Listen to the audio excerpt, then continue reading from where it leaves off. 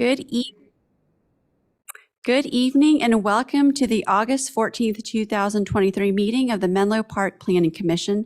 Established by state law, the commission is composed of 7 volunteer voting age residents appointed to 4-year terms by the City Council. The Planning Commission is not a policy-setting body, that is the City Council. The Planning Commission is a policy implementing body. We review development proposals on public and private lands for compliance with our city's general plan and zoning ordinance, which can be found on the city's website.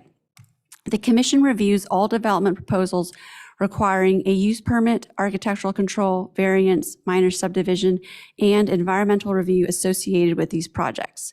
The Commission is a final decision-making body for these applications unless appealed to the City Council. The Commission also serves as a recommending body to the City Council for major subdivisions, rezoning, conditional development permits, zoning ordinance amendments, general plan amendments, and the environmental reviews and below market rate housing agreements associated with those projects. We work closely with staff in our city's planning division, and they are responsible for coordinating enforcement of the zoning ordinance and related policies. Thank you for joining this evening. We encourage your participation, whether you are an applicant or member of the public. There will be an opportunity to speak publicly during general public comment, as well as an opportunity to speak for each agenda item. I'll turn to our clerk, Mr. Turner, to explain how members of the public can participate during public comment periods. Thank you, Acting Chair Doe. So during the public comment period, members of the public will have an opportunity to share their comments or questions remotely by clicking on the hand icon at the bottom of your screen if you are joining us via Zoom, upon which staff will introduce you and activate your microphone.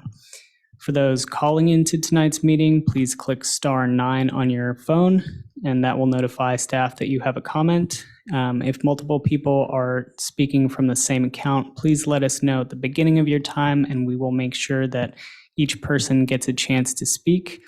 If you are participating in person today, please fill out a speaker card, which are located in the back of the room, and hand them to me. And with that, I will hand it back to you.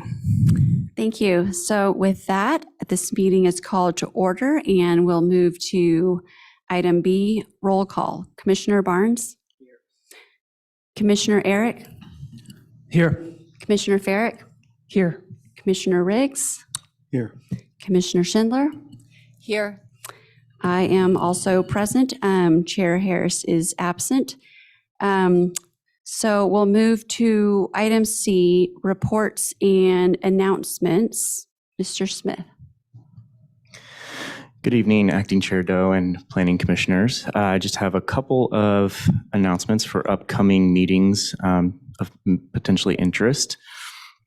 So the City Council will be having a meeting tomorrow evening, and there are 3 items potentially of interest for planning-related matters on the adoption of some amendments to the community amenities process, adoption of resolutions to amend the general plan and specific plan for street closures related to downtown streeteries, and then updated community amenity regulations and appraisal instructions. So that will be on tomorrow's City Council agenda. And then on the 22nd, the City Council will have a special study session where they will be discussing the housing element update related zoning changes similar to the discussion this evening, and we will share similar information with them and any updates that we can incorporate based on tonight's discussion.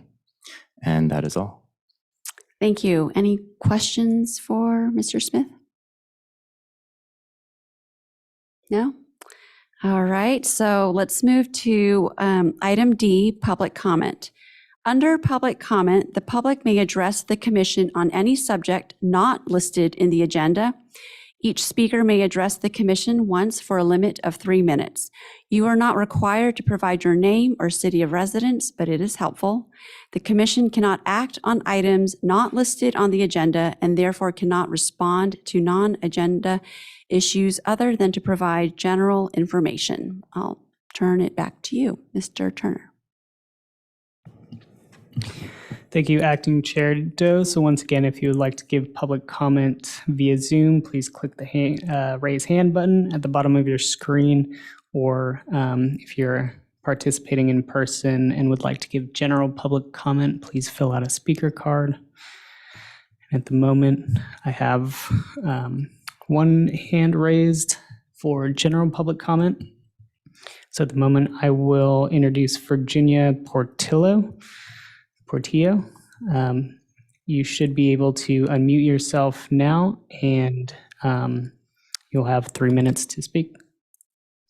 Good evening, planning commissioners. Thank you for taking this time to meet with us. I just want to voice out that in planning the housing and the construction and all that, I'm concerned about the traffic that it's going to cost on Willow.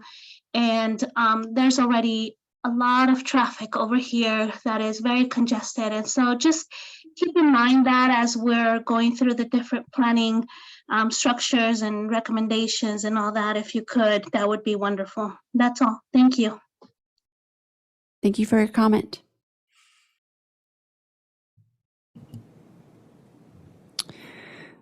Thank you. At the moment, I do not see any additional hands raised and do not have any speaker cards. So I can hand it back to you. Great, thank you. We'll close then item D, public comment, and move to E, consent calendar. We have one item, the approval of court report transcript and minutes from the June 26, 2023 Planning Commission meeting. I just want to check in with staff about just a small correction, just the missing element of my name. Just make sure you got that. Yes, it's been noted. Apologize for that error, and we will No worries. correct that. Thank you. Anyone have any? Commissioner Riggs. Yeah, I'd be pleased to make a motion to approve the consent calendar. A first from Commissioner Riggs. Would anyone like to second? Commissioner Eric, second. First from Commissioner Riggs, a second from Commissioner Eric. We'll go to a vote. Commissioner Barnes. I am not sure that I was here for this meeting, so I'm going to abstain. Commissioner Eric. Yes. Commissioner Farrick. I'll quickly comment. I was also not here, but I was able to read the transcript and hearing support. I will vote yes. Commissioner Riggs. Yes. Commissioner Schindler. Yes. I will also vote yes, so that is one abstention, 5 yeses. So with that, the consent calendar is approved. And we'll close item E. And there was one item under the F, public hearing, F1. I'll just read the first paragraph if that's all right, as this item has been continued. I'll go ahead and read the first paragraph. F1, adopt resolutions certifying the final environmental impact report, final EIR, adopting California Environmental Quality Act, CEQA, findings and mitigation monitoring and reporting program, MMRP, and approving a use permit for bonus level development in exchange for community amenities and to modify the bird-friendly design requirements, architectural control for the proposed buildings and site improvements, and adopt a resolution recommending the City Council approve the below market rate BMR housing agreements and vesting tentative map for the proposed 123 Independence Drive project that would demolish the existing buildings and site improvements and redevelop the project site with 316 rental apartment units, approximately 2,000 square feet of commercial space within the apartment building, and 116 for-sale condominium units with associated open space and other improvements located in the RMUB residential mixed-use bonus zoning district at 119, 123 to 125, and 127 Independence Drive, and 1205 Chrysler Drive and 130 Constitution Drive. So that item has been continued to a date certain of August 28th, 2023, but we've been advised by staff that we still need to vote on that. Would anyone like to make a motion to continue this item to a date certain of August 28th, 2023? Commissioner Eric? I don't have a motion. I do have a question, though, as to why we're continuing this item, or why we're proposing to continue it. Yes, thanks, Commissioner Eric. That was a request from the applicant, essentially, to finalize some pieces of the project before it comes before you. Okay. In that case, I'm happy to make a motion. Thank you, and I apologize for not asking if anyone had questions before moving to that. So thank you for the question and for a first. Would anyone have any other questions or want to second that motion? I'll second. Thank you. First from Commissioner Eric and a second from Commissioner Farrick. And if there's no additional questions, we'll move to a vote. Commissioner Barnes, Yes. Commissioner Eric, Yes. Commissioner Farrick, Yes. Commissioner Riggs, Yes. Commissioner Schindler. Yes. I will also vote yes, so that's 6 yeses, and the motion passes to continue that item to a date certain, and that date is August 28th, 2023. So we will close item F and move to G, study session. The item is G.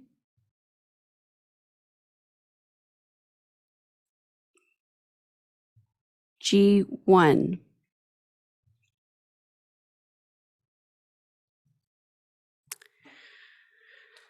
Study session and general plan, zoning ordinance, and El Camino Real downtown specific plan amendments associated with the housing element update project. Study session to provide an overview and receive feedback on proposed amendments to the general plan land use element, zoning ordinance, Title 16 of the Menlo Park Municipal Code, and El Camino Real downtown specific plan in association with the implementation of the 2023-2031 housing element. The proposed zoning amendments are intended to provide capacity to meet the city's regional housing needs allocation RHNA of 2,946 dwelling units and are generally summarized below. General plan land use element and map. Make amendments for consistency with the proposed zoning ordinance amendments, including changes in land use designation for applicable housing opportunity sites, addition of new land use designations, and modifications to existing designations to reflect increased densities and floor area ratios, FAR. Zoning ordinance and map. Modify the development regulations such as residential density, height, and FAR for R3 zoned properties around downtown and for sites meeting certain criteria. Modify and consolidate multiple retail and commercial zoning districts to allow new and mixed-use opportunities along Willow Road, Middlefield Road, Sharon Park Drive, and Sand Hill Road. Modify the regulations of the office zoning district, Chapter 16.43 of the Menlo Park Municipal Code, and create a new corresponding OR office residential zoning map designation in the Bayfront area. Modify the regulations of the Affordable Housing Overlay AHO, Chapter 16.98 of the Menlo Park Municipal Code to work in concert with the state density bonus law to allow up to approximately 100 dwelling units per acre for 100% affordable housing developments, and update Section 16.08.085 of the zoning ordinance child daycare homes to allow large family daycares by right in residential areas. And lastly, El Camino Real downtown specific plan, removal of references to a maximum of 680 residential units at full build out, increases in density, FAR, and height, and modifications to other development standards for the specific plan sub-districts as applicable, modifications to parking ratios, including removal of minimum parking requirements for residential uses on sites meeting certain criteria and addition of maximum parking requirements, and modifications to the use of the public parking plazas to allow the development of multifamily residential housing. So I believe that I will turn to staff for a presentation at this point. Yes, thank you, Acting Chair Doe. I do have a presentation for you this evening, although the agenda item gave a lot of it away. I'll pull this up.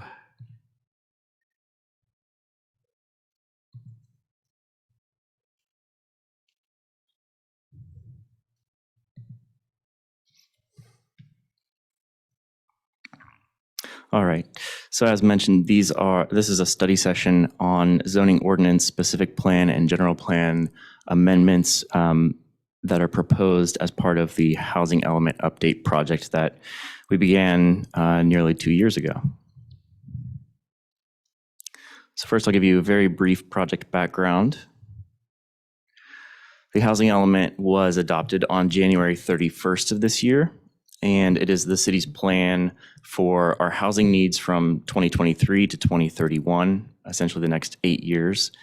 And the regional housing needs allocation that we were assigned is 2,946 units, essentially 3,000 units. And of those, 1,490, or about 1,500, are affordable units. So in the adopted housing element, there are a number of programs that commit the city to implement zoning changes to make it possible to develop these units, and those need to be instated by January 31st of 2024. There were 5 key zoning strategies mentioned in the housing element. So I'll briefly go through those. They would allow undeveloped sites from the previous housing element, what's called by right development. Essentially wouldn't need to go through a discretionary process with the Planning Commission or City Council. And that would be for projects on sites from the previous housing element that were undeveloped, and that include 20% or more affordable units as part of the development plan. We would also be looking to increase densities in the El Camino Real downtown specific plan area and remove the existing residential cap of 680 units to allow more development to happen there. There would be an increase in the density bonuses that could be achieved with the affordable housing overlay that would cover all of the sites that are in our housing sites inventory in the housing element, as well as all of the specific plan area. We would rezone commercial sites to allow new opportunities for mixed-use development, essentially giving them an additional increment that they could use towards residential uses on the site. And removing the 10,000 square foot minimum lot size for R3 lots around downtown, which would allow them to, any R3 lot around downtown, to achieve up to 30 dwelling units per acre density development.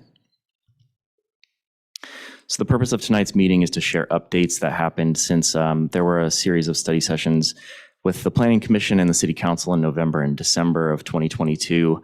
And we took feedback from those study sessions and integrated it into this presentation and the staff report. And so this evening, we're looking for feedback on these proposed zoning changes that would be necessary to implement our housing element programs. And again, no actions will be taken this evening. This is just a study session for discussion. So I'll begin with an overview of the specific plan changes. So this table shows in the specific plan area, we're looking at 8 zoning subdistricts that are listed here on the left-hand column. They're proposed to be modified with densities of at least 30 dwelling units per acre or more, which the Department of Housing and Community Development, the State Department, which we call HCD, has deemed appropriate to accommodate housing for lower income households. So we're, again, looking to really achieve affordable housing units, especially throughout the community. And so we've geared a number of these changes towards that approach. The densities shown in the columns with the gray headers, so that would be the second and the fifth columns. Those show our existing base and bonus densities that could be achieved in these 8 specific plan subdistricts. You'll note in red there's some text, and that's just showing any district right now that does not offer the 30 dwelling units per acre or more density that the state would require. So that's included there for reference. The columns with the red headers next to the gray are the densities that we proposed in the study sessions in November and December of last year. And then the columns in the teal, I'll call it teal header, are what we're calling the density increase option. So the base density increase option and a bonus level density increase option. And densities at the base level have generally been increased by 10 to 20 dwelling units per acre since the last study session. And then bonus densities in the downtown and station area subdistricts have been increased by 20 to 40 dwelling units per acre, with the ability to achieve at the bonus level up to a maximum of 100 dwelling units per acre. So to help give you some context for what that looks like on a map, this is a map of the 8 specific plan subdistricts shown in the different colors here. And as shown in the last slide, 8 of these subdistricts are proposed to be modified with that minimum density of at least 30 dwelling units, but in many cases more than that. So you can see on this, this map, we have Santa Cruz Avenue running here through the middle of these red districts, which is the downtown subdistrict. The station area subdistricts are the brown and orange, sort of continuing on that corridor around the Caltrain station. And then there's a number of subdistricts that continue along El Camino Real, which runs kind of top to bottom on this page. So you can see here the central subdistricts, which are downtown, as I mentioned in red, station area in brown, and this yellow-orangish color, the other station area east subdistrict. They would have maximum base densities of 60 dwelling units per acre and maximum bonus densities of 100 dwelling units per acre. And densities at the bonus level would permit development at up to 100 dwelling units per acre downtown, and the station area subdistricts, which are really the core of the center of the city and near transit, and that would also include the downtown parking lots as well. The maximum bonus density of 100 dwelling units per acre was evaluated to provide parity with bonus level densities that are permitted in the Bayfront area. So the idea throughout the housing element was to provide more equitable development opportunities across the city. We've had significant development in District 1, so the idea was to spread development opportunities through Districts 2 through 5, which includes downtown. And so that 100 dwelling units per acre, as we've seen, has led to a number of developments in the Bayfront and seemed like it could be an appropriate fit here as well. It is also near the upper end of densities that could be accommodated in what's informally called a 5/2 development. So two levels of a concrete podium topped by up to 5 wood frame construction floors of typically residential. And if you start to go too far above that density, then you can potentially end up in a case where you would need to do more high-rise construction, which can be a more expensive construction type. And so that was also part of the logic behind choosing that maximum density of 100 dwelling units per acre. There are 2 sub-districts here shown in black dotted line. These are proposed to remain essentially at their existing development parameters, so they would keep the same FARs, same densities, and those are the El Camino Real Northeast Residential Emphasis District. And the name kind of speaks as to why that one's proposed to remain. And it does currently already allow up to the 32 dwelling units per acre at the base level and up to 50 at the bonus level.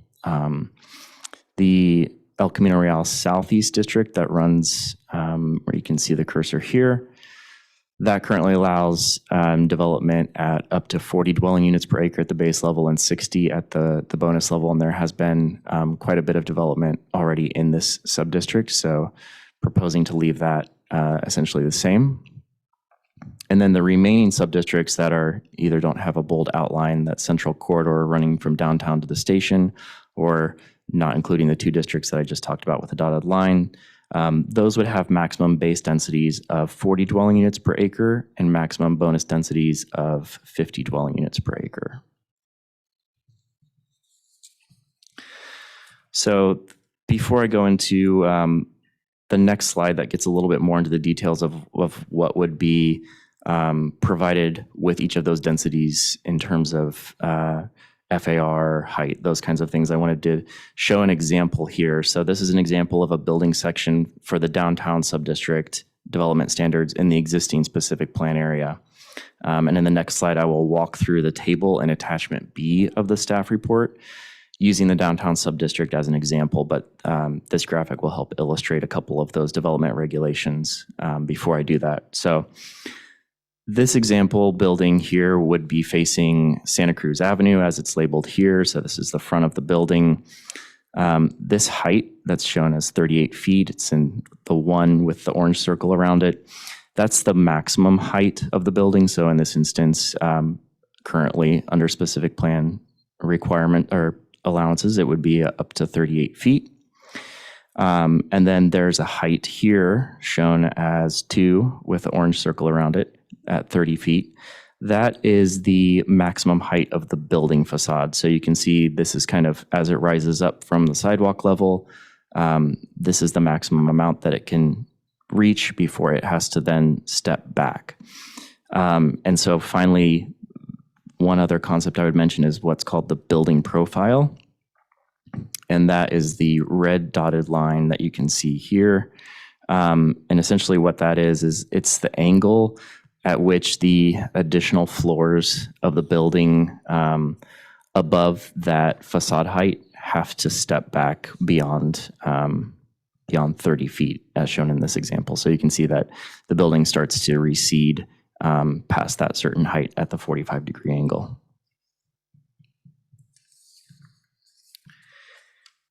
A couple other things I'll mention is the FAR is the gross floor area contained within the building in this example. So that would be, commercial, retail on this first floor here, and then these yellow rectangles above would be your floors of residential development. So FAR would encompass these and possibly some other areas for storage, mechanical equipment, things like that throughout the building.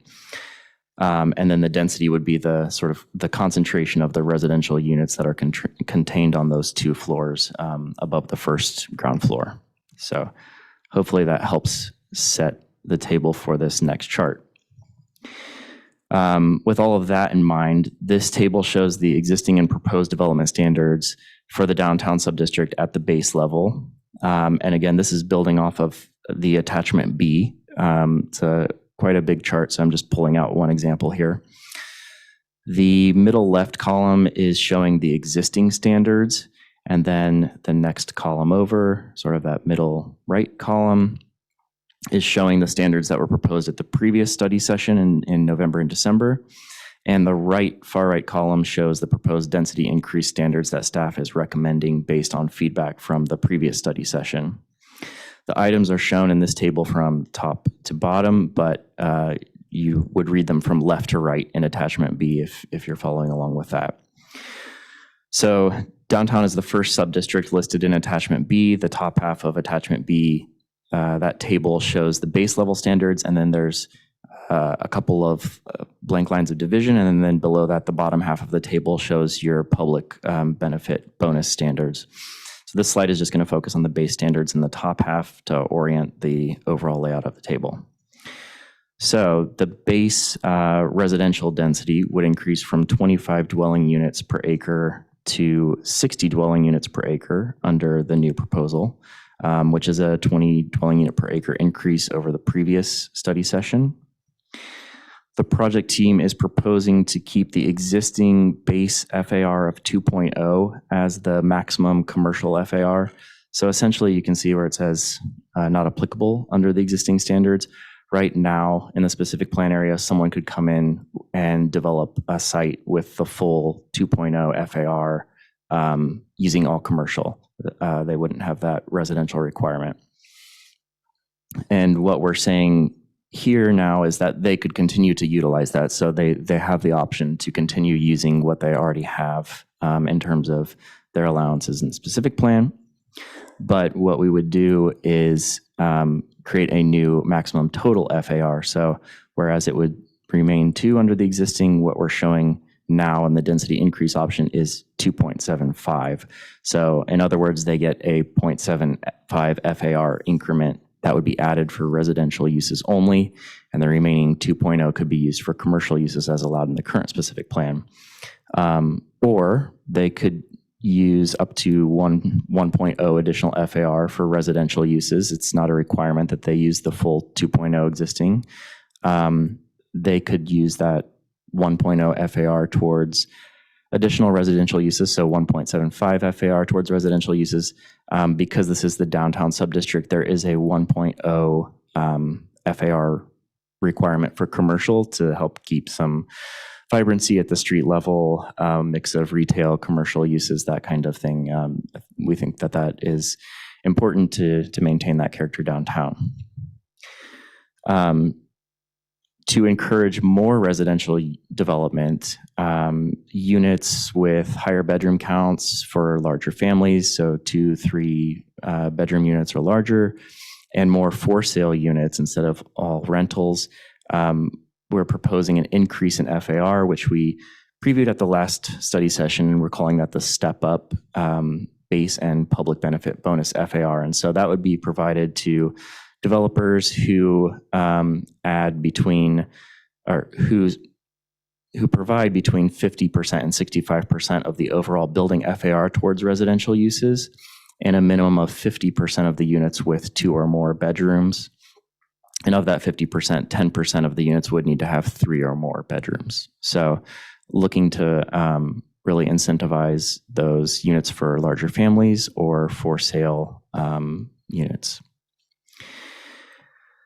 So for this sub-district, the base step up would be an increase in FAR of 0.4 for a 3.15 FAR total. As you can see towards the middle of that far right column.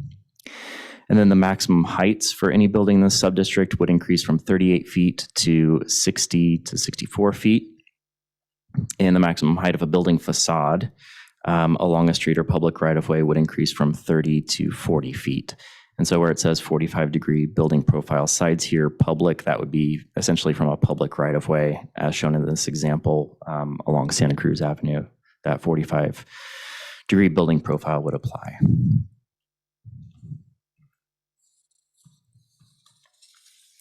So some other specific plan changes. We're looking to, as I mentioned, remove the 680 residential unit cap in the specific plan area to provide for more development.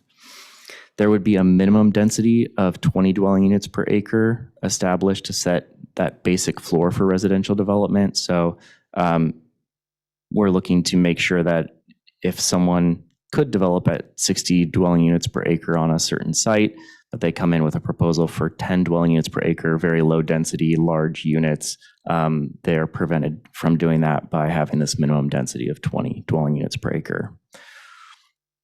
And then minimum parking requirements may also be reduced or removed. I would add that there is a state law, AB 2097, that generally now prohibits minimum parking requirements within a half mile of transit stops. And so in essence, that essentially is the entire specific plan area. So really a developer would be able to determine the parking rate that they think is appropriate for their development. And we wouldn't be able to set a certain minimum that they would need to achieve. So I'll move into some of the changes for commercial districts.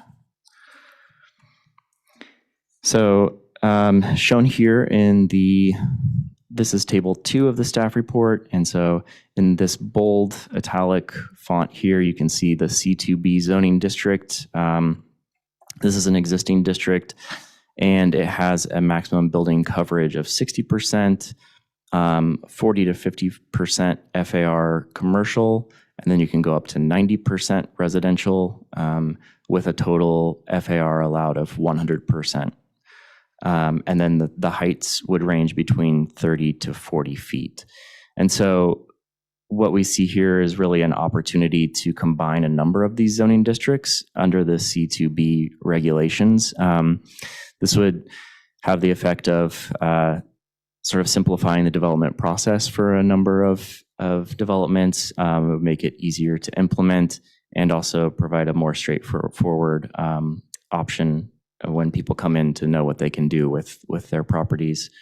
As you can see, based on what's shown here, typically the C2B regulations are a little bit more generous than some of these other current zoning districts. And so in essence, they wouldn't be losing any opportunities that already exist on these sites. It would simply be adding the opportunity to create mixed use developments rather than purely commercial development on these sites. So this map, which is also included in the staff report, shows all of these parcels within the districts that were in the previous slide that would be combined under C2B. And you can see a number of these are fairly small, adjacent to neighborhood, either residential or other commercial uses along fairly major thoroughfares like Willow Road at the intersection with Middlefield. There's a little bit just next to Burgess Campus up here in the corner. And sorry for that. So the idea would be to essentially make these all into a single zoning district based on a lot of the commonalities that they share.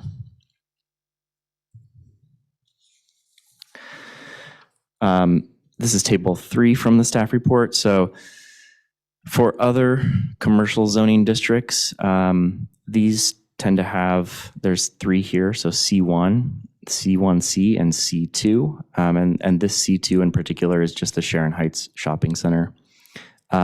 These zoning districts are purely for commercial at this time, but what we would essentially do is leave most of their regulations unchanged, so they would continue to have the maximum amount of building coverage that they're currently allowed. They would currently be allowed to develop at the heights that they're currently allowed to develop at, but we would be adding the same increment of additional potential residential floor area ratio as what we would provide for these C2B properties. So an incentive there to consider mixed use development for those parcels as well.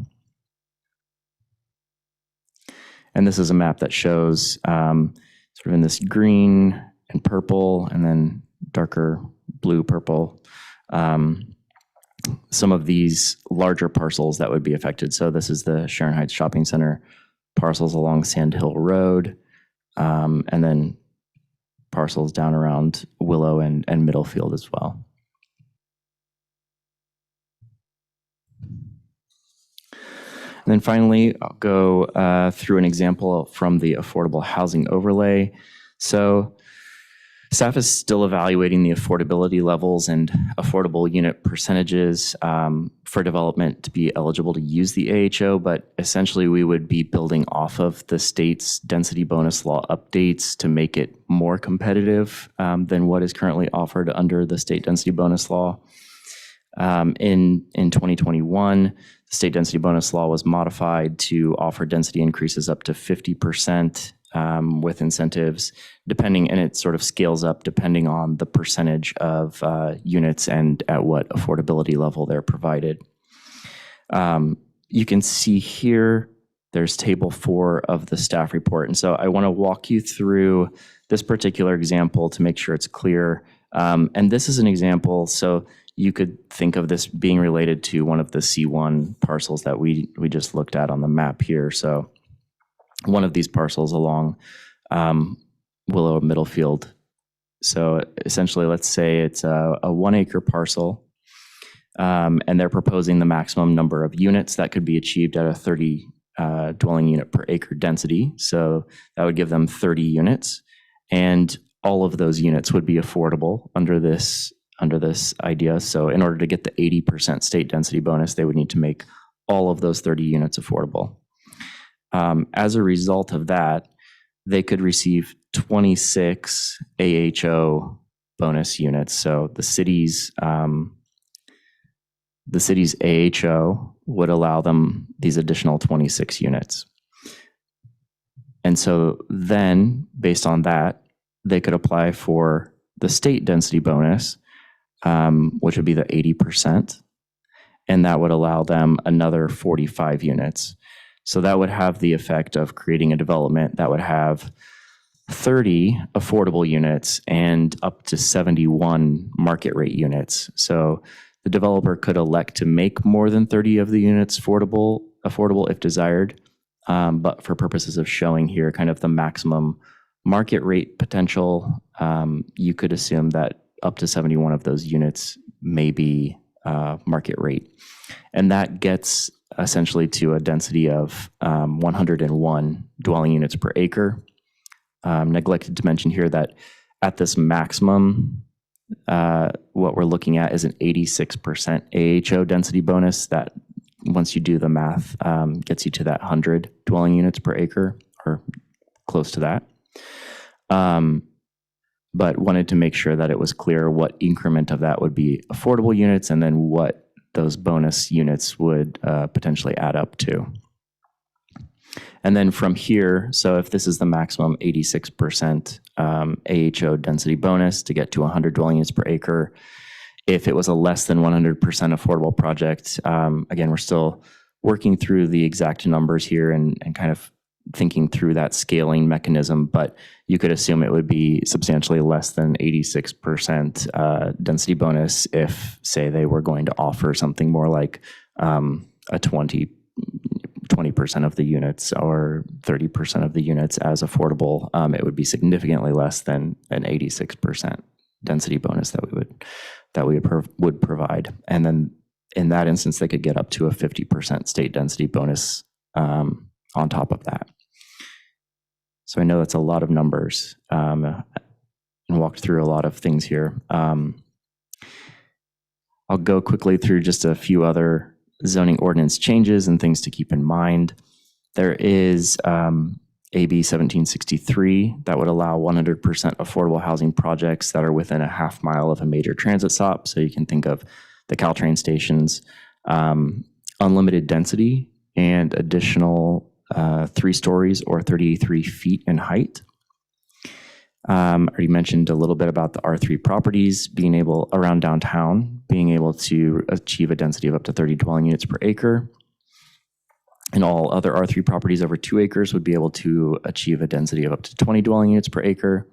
And then we would also allow child daycare homes by right in residential areas. Currently, we have that provision for what's called small child daycare homes, but large child daycare homes, which I believe is up to 16 children.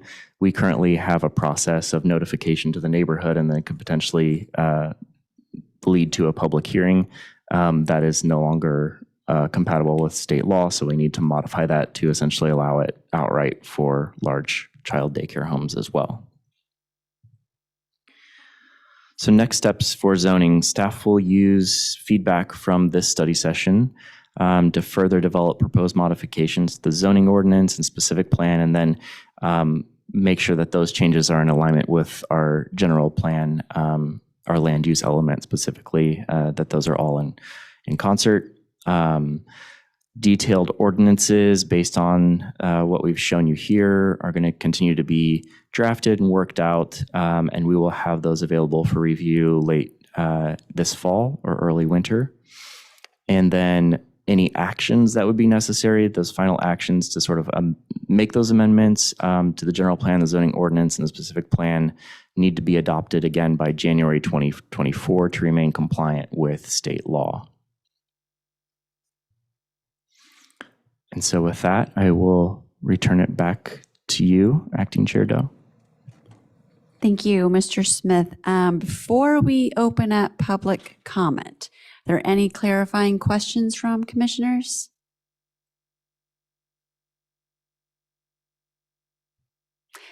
Commissioner Schindler. Thank you, Acting Chair Doe. Thank you, Mr. Smith, for that helpful presentation. I do have a couple of clarifying questions. Actually, I have a bunch, but I'm not sure which are clarifying and which are just plain old questions. Let me stick with the ones that feel most important to me in terms of clarifying questions, because they're about timing. I think you set up our conversation nicely by reminding us that these are the zoning changes that come out of the housing element programs, and that what we're covering here tonight is plans to be implemented before January 31st. So my first couple questions are just about some of the timing references that are in their staff report, specifically the section on environmental review, which says it makes reference to the SEIR.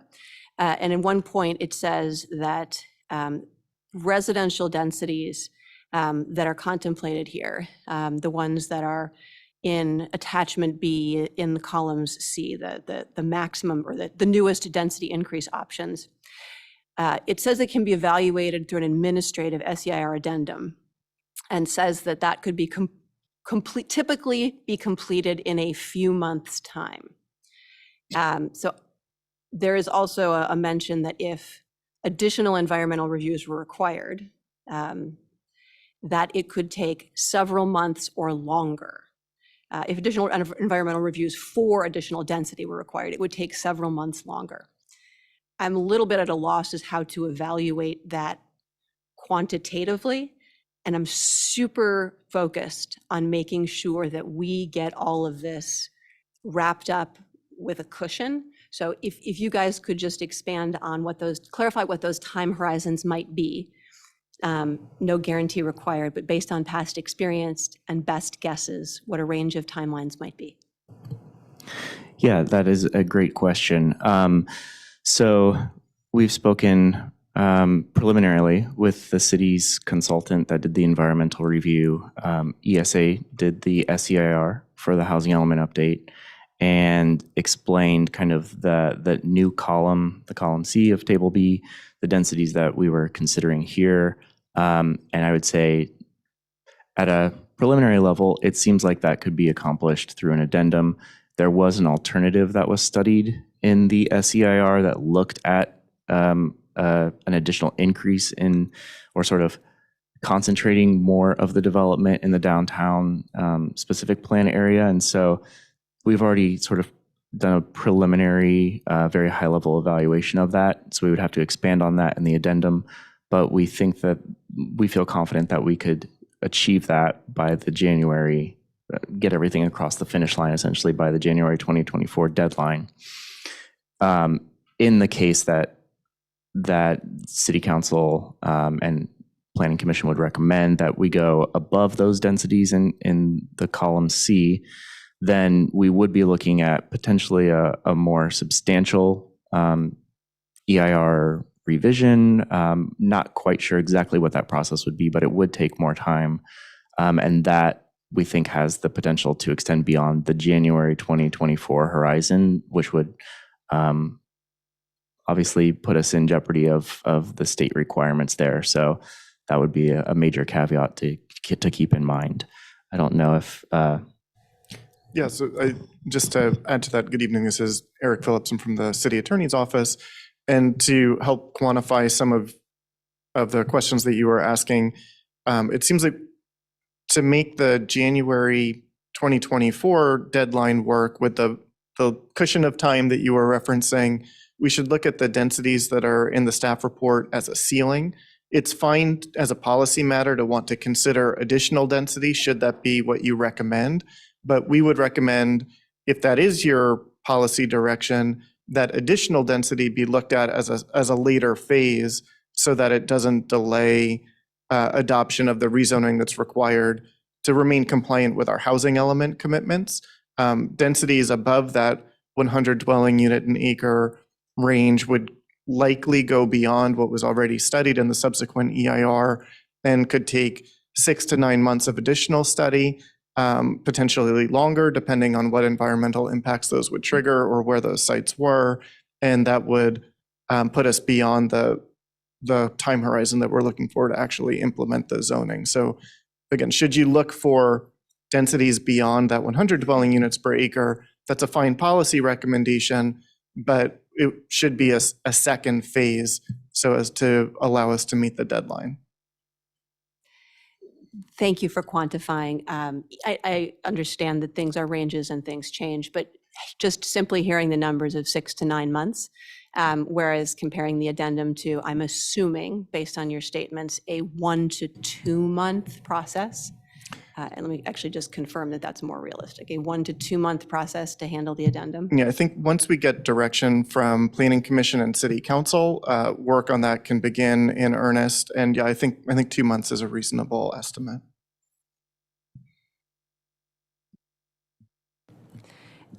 Thank you. My next clarifying question is also related to timing and kind of builds on some of the things we also talked about. I'd love to be even clearer on understanding the repercussions of not meeting the January 31st deadline for the implementation of the zoning ordinances that are required in support of the housing element. So because the city has not yet received certification of its housing element from HCD, the state law requires that all rezonings that are necessary and called for in the housing element be adopted within 1 year of the original housing element deadline. So that's where that January 2024 date comes from. The housing element was originally due January 2023. Because it's not yet fully certified by the state, all rezonings have to be done by January 2024. If that deadline is not met, then there's a statement in state law that says that the city cannot have a legally adequate housing element. So even if the housing element itself had been certified and its policies met all legal criteria, without that zoning being in place, the housing element would no longer be legally adequate. And that has numerous legal ramifications. It opens the city up for potential lawsuits, fines, loss of zoning control, and a number of other undesirable effects that we're looking to avoid. Thank you for clarifying that, both in terms of the impact and the timelines. My final question kind of joins those two elements, which is, how does the state verify that the SEIR is sufficiently aligned with the zoning changes that go along with the housing element? And I suspect that there may even have been some real-world instances of this in the context of Southern California municipalities, since they're 15 months ahead of us. So I'm looking for clarity as to how that plays out in execution. Yeah, so that's a good question. And the state is primarily focused on the housing policies and the zoning. So they will go through the housing element with a fine-tooth comb. They will require the zoning updates to be done on the schedule that have been shown in the housing element and the commitments that the city has made there, and hold you to that. When it comes to CEQA and environmental analysis, I'd say the state is mostly concerned with the procedures that you use, not necessarily the substance of the environmental review.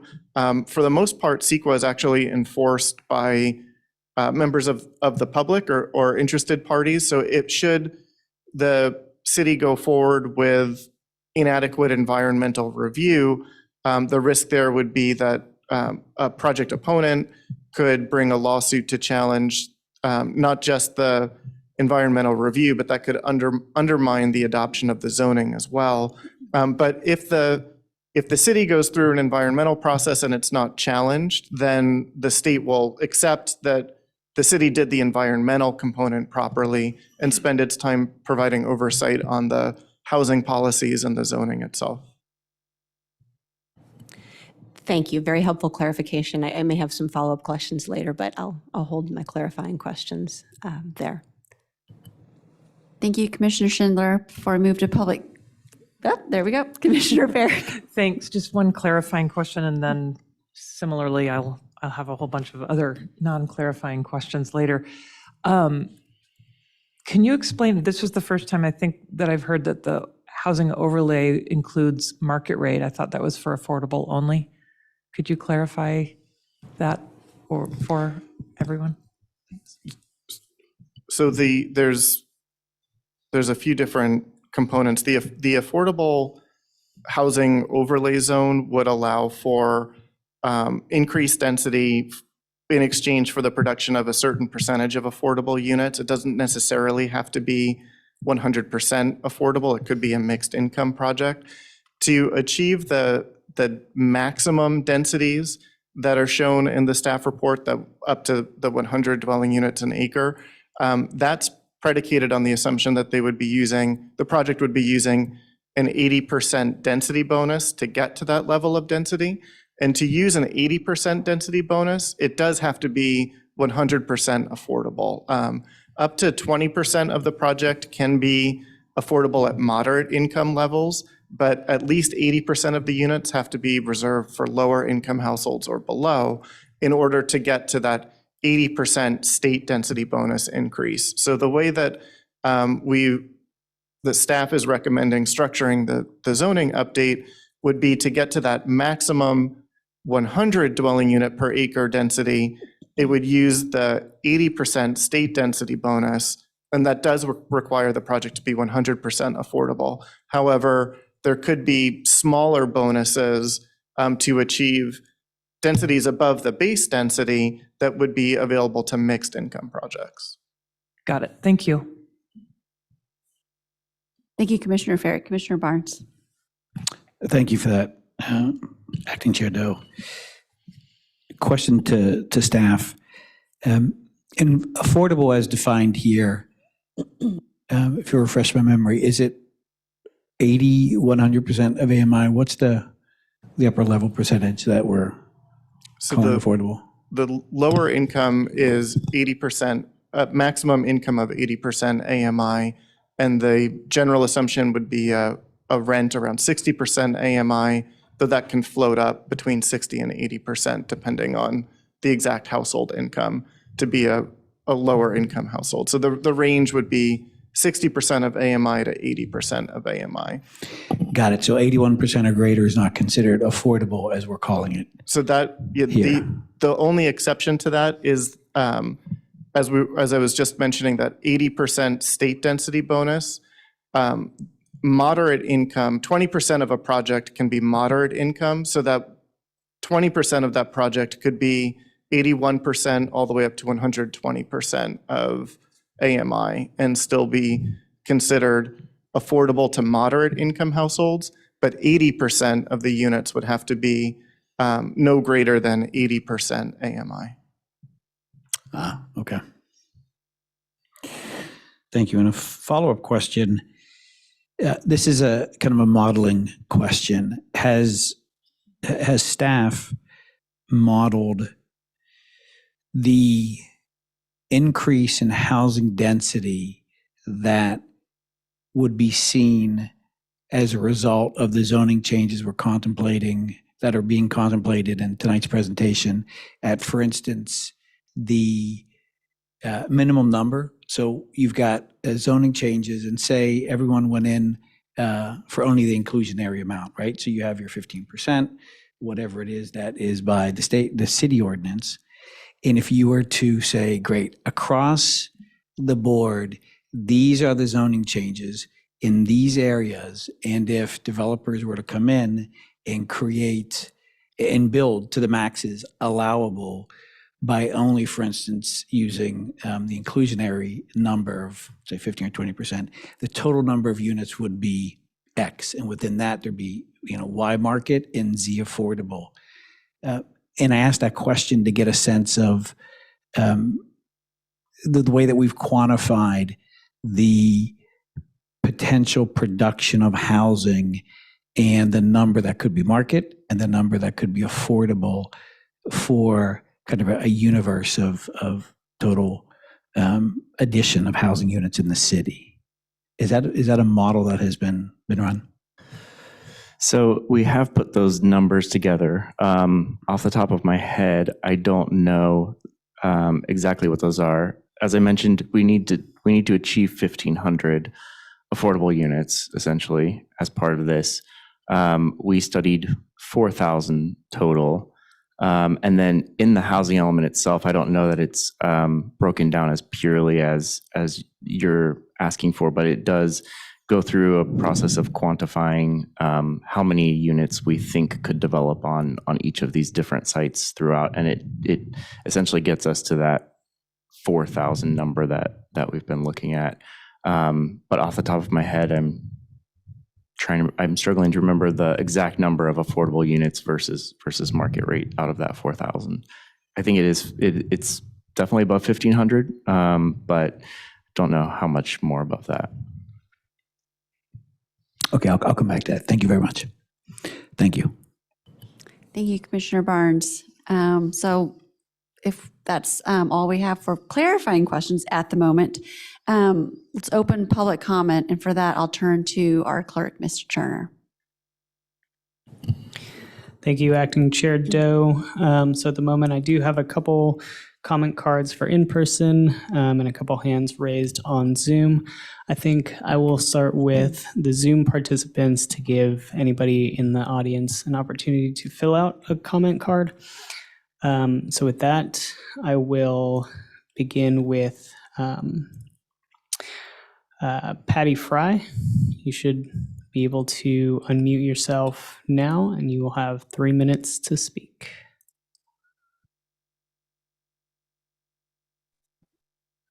Hi, this is Patty Fry, longtime Menlo Parker and former planning commissioner a long time ago, but I've kept up with zoning because it's a passion of mine. I wrote something this afternoon, which I would change after this fine staff report, because I couldn't even read that attachment even with a magnifying glass. So I will, on the fly, make a couple comments.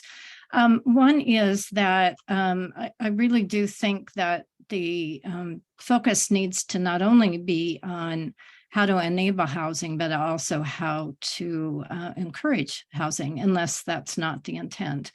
There's a difference. For example, both the El Camino Real southeast and northeast residential zoning areas have huge projects on them now, Springline and Middle Plaza, that pretty much maxed out their respective FAR, but they did not max out the housing. And we could have had hundreds more housing units from both of those sites. So I think some attention needs to be focused on having a sliding scale of housing up to a max of office. I also think that the office business practices have changed so much that, instead of what back in the day when the specific plan, for example, was developed, was about 300 square feet per worker, but now it's more like 150 square feet per worker or 50 square feet per worker for start,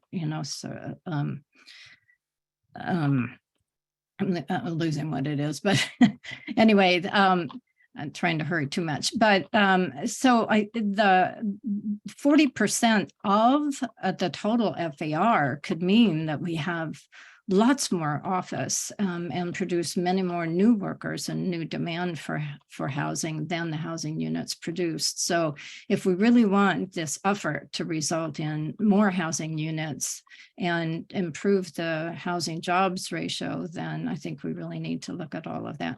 The other thing is I care very passionately about the quality of life in our town.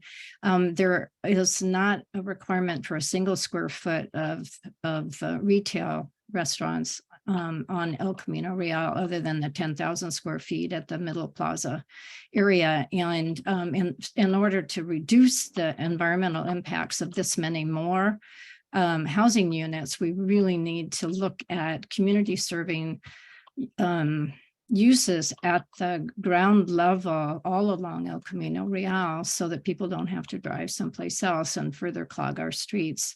I'll focus on, I did some math in one of the footnotes to my note, but please attend to making sure the arithmetic works right so that the new demand for housing doesn't overrun the actual amount of housing provided Thank when you. one office is involved. Thanks. Thank you for your comment. Thank you. Our next speaker will be Adina Levin. Adina, you should be able to unmute yourself now, and you'll have 3 minutes to speak. Good evening, planning commissioners and staff. My name is Adina Levin. I'm a Menlo Park resident and want to thank staff for coming up with this set of strategies with the intent of having a valid housing element that will generate the housing that as a city that we want to enable. And I want to both support the interest in keeping to the timeline, because if we continue to run behind, there's significant negative consequences for the city. But the important timeline isn't just the current January timeline.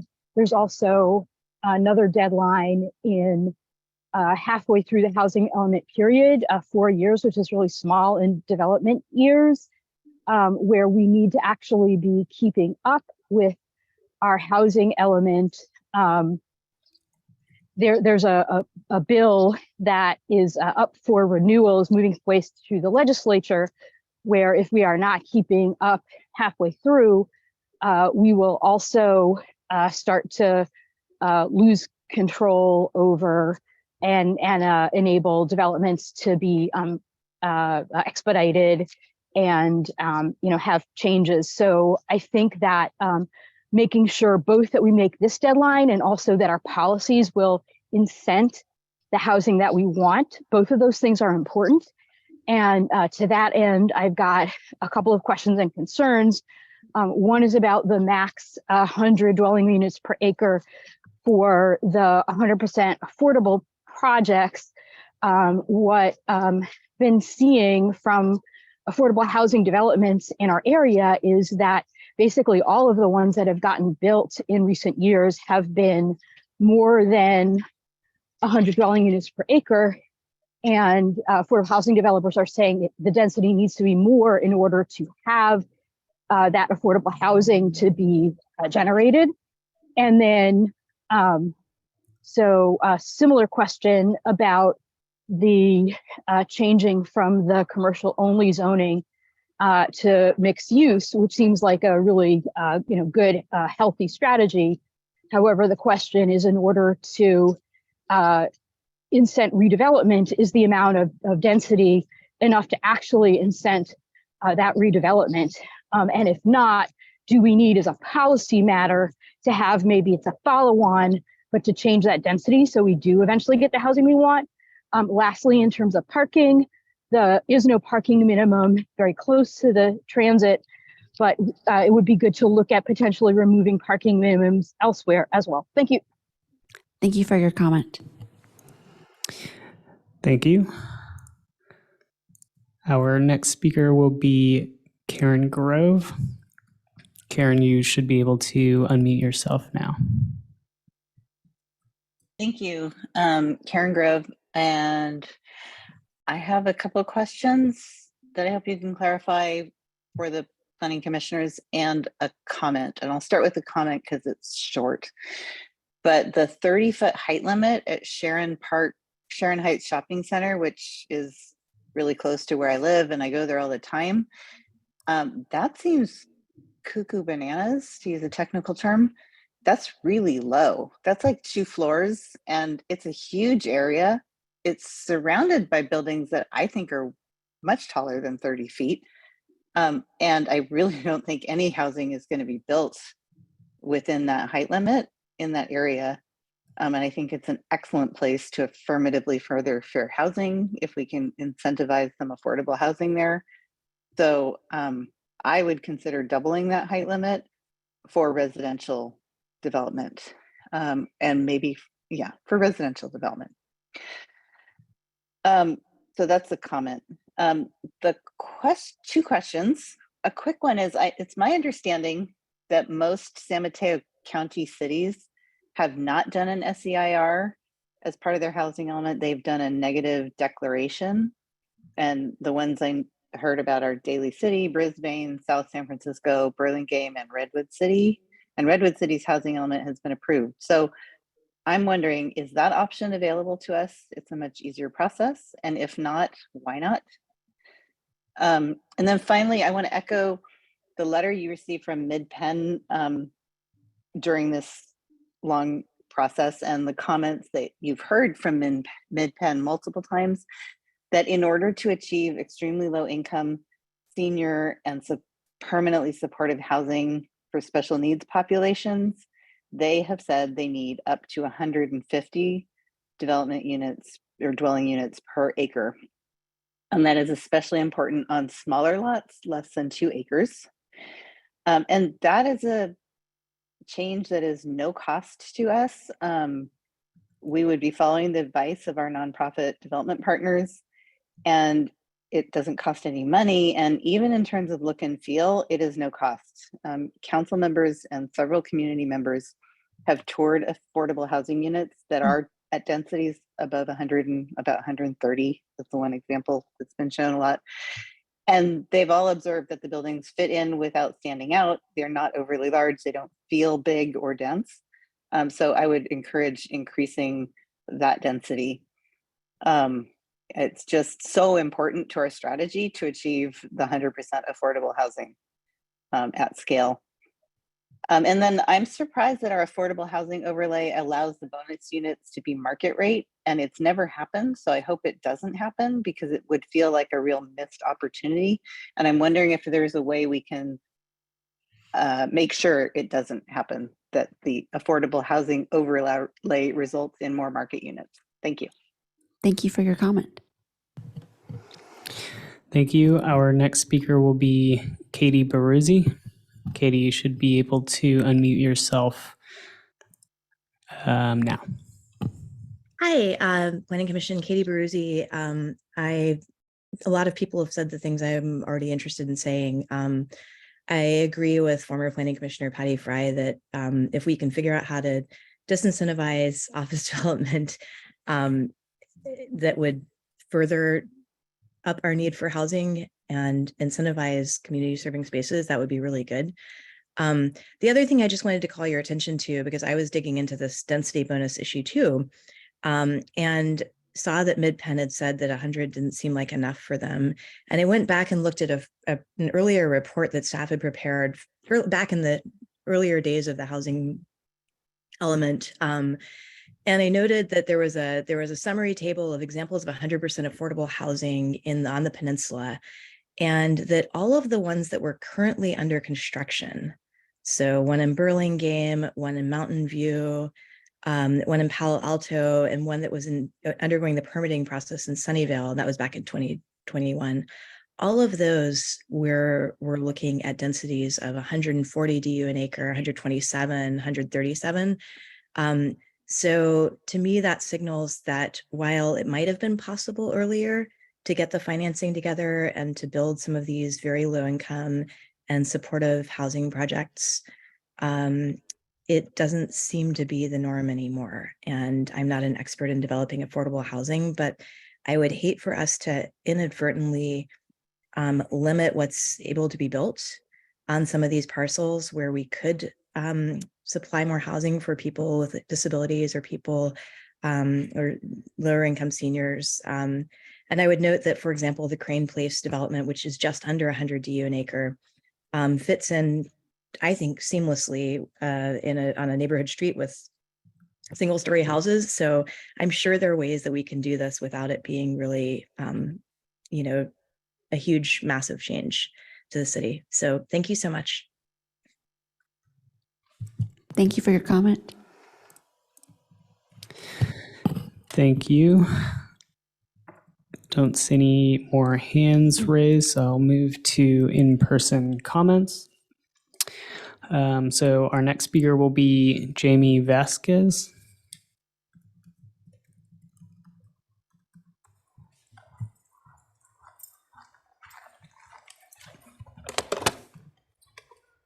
Good afternoon, Planning Commission. My name is Jaime Vasquez. I'm a field rep from Local 217 in Foster City that covers the city of Menlo Park. And I'm here to suggest the use of AB 2011. I don't know if you guys heard about it already. And maybe that'll be another alternative to meet the arena numbers of the dwelling units needed. Also, this is an avenue you could utilize in the future developments that could coexist with the housing element that was added earlier this year, which states encouraging developers and contractors to evaluate hiring local labor, hiring from or contributing to apprenticeship programs, increasing resources for labor compliance, and providing livable wages. That's all I got. Thank you. Thank you.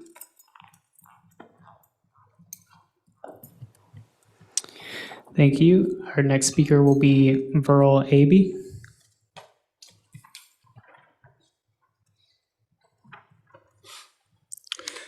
Good evening. My wife, Carol, sitting back behind me, and I are longtime Menlo Park residents. We're presently building a single-family house with a detached ADU at 973 Roble Avenue in the R3 zoning district and expect to move in early 2024. So I'm here tonight just to comment on some of the proposed zoning changes in the R3 zoning district, both as a property owner in R3 and also as a future resident of the R3 district. I have a couple of recommendations for consideration by the Planning Commission. One, I believe that, and the staff report may have changed this, wasn't here for that presentation, but from the material before the meeting, I believe that increasing the density for R3 lots of less than 10,000 square feet only in the downtown area from the present maximum of 13 dwelling units per acre to 30 dwelling units per acre is too big of a change and is not consistent with goal H2 of our housing element plan to maintain, protect, and enhance existing housing in neighborhoods. The lots on each side of our property are small, 7,332 square feet, as is our property. The neighboring lots each have 4 dwelling units for a density of just under 24 dwelling units per acre. They are old apartment units built prior to the current R3 zoning. I propose limiting the density for lots less than 10,000 square feet to no more than 24 dwelling units per acre for consistency with the present neighborhood. This still almost doubles the density on these lots for current R3 zoning. And the other comment is, or other idea, is any R3 zoning changes should be applied to all R3 zoned areas in the city, not just to the El Camino Real downtown specific plan and adjacent R3 areas. This would support policy H412.12, fair share distribution of housing throughout Menlo Park, and policy H1.3, neighborhood responsibilities within Menlo Park. This supports building more affordable housing throughout the city and not concentrating it near downtown and in East Menlo. This would also further assist meeting our RENA goals and gain approval from HCD of our housing element. So again, really, I think any changes in R3 should be applied to all R3 lots throughout the city, not just around downtown. I mean, for fairness. And with that, I guess I'll just close out. Some of you may remember me. This has come to the Planning Commission a few times. It took us 3 go-arounds to get approval for our ADU. I'm glad that the state changed this law. So we're certainly doing our part personally to build affordable housing. So I certainly support that for the city, but I think we need to do it in an equitable way for all. Thank you. Thank you.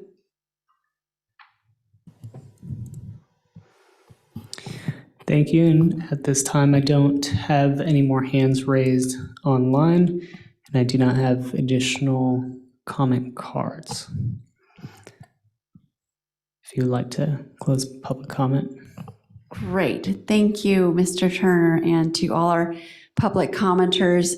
So with that, we'll close public comment and bring it back to the commission for discussion, and it's a study session, so no action will be taken. Would any commissioner like to start?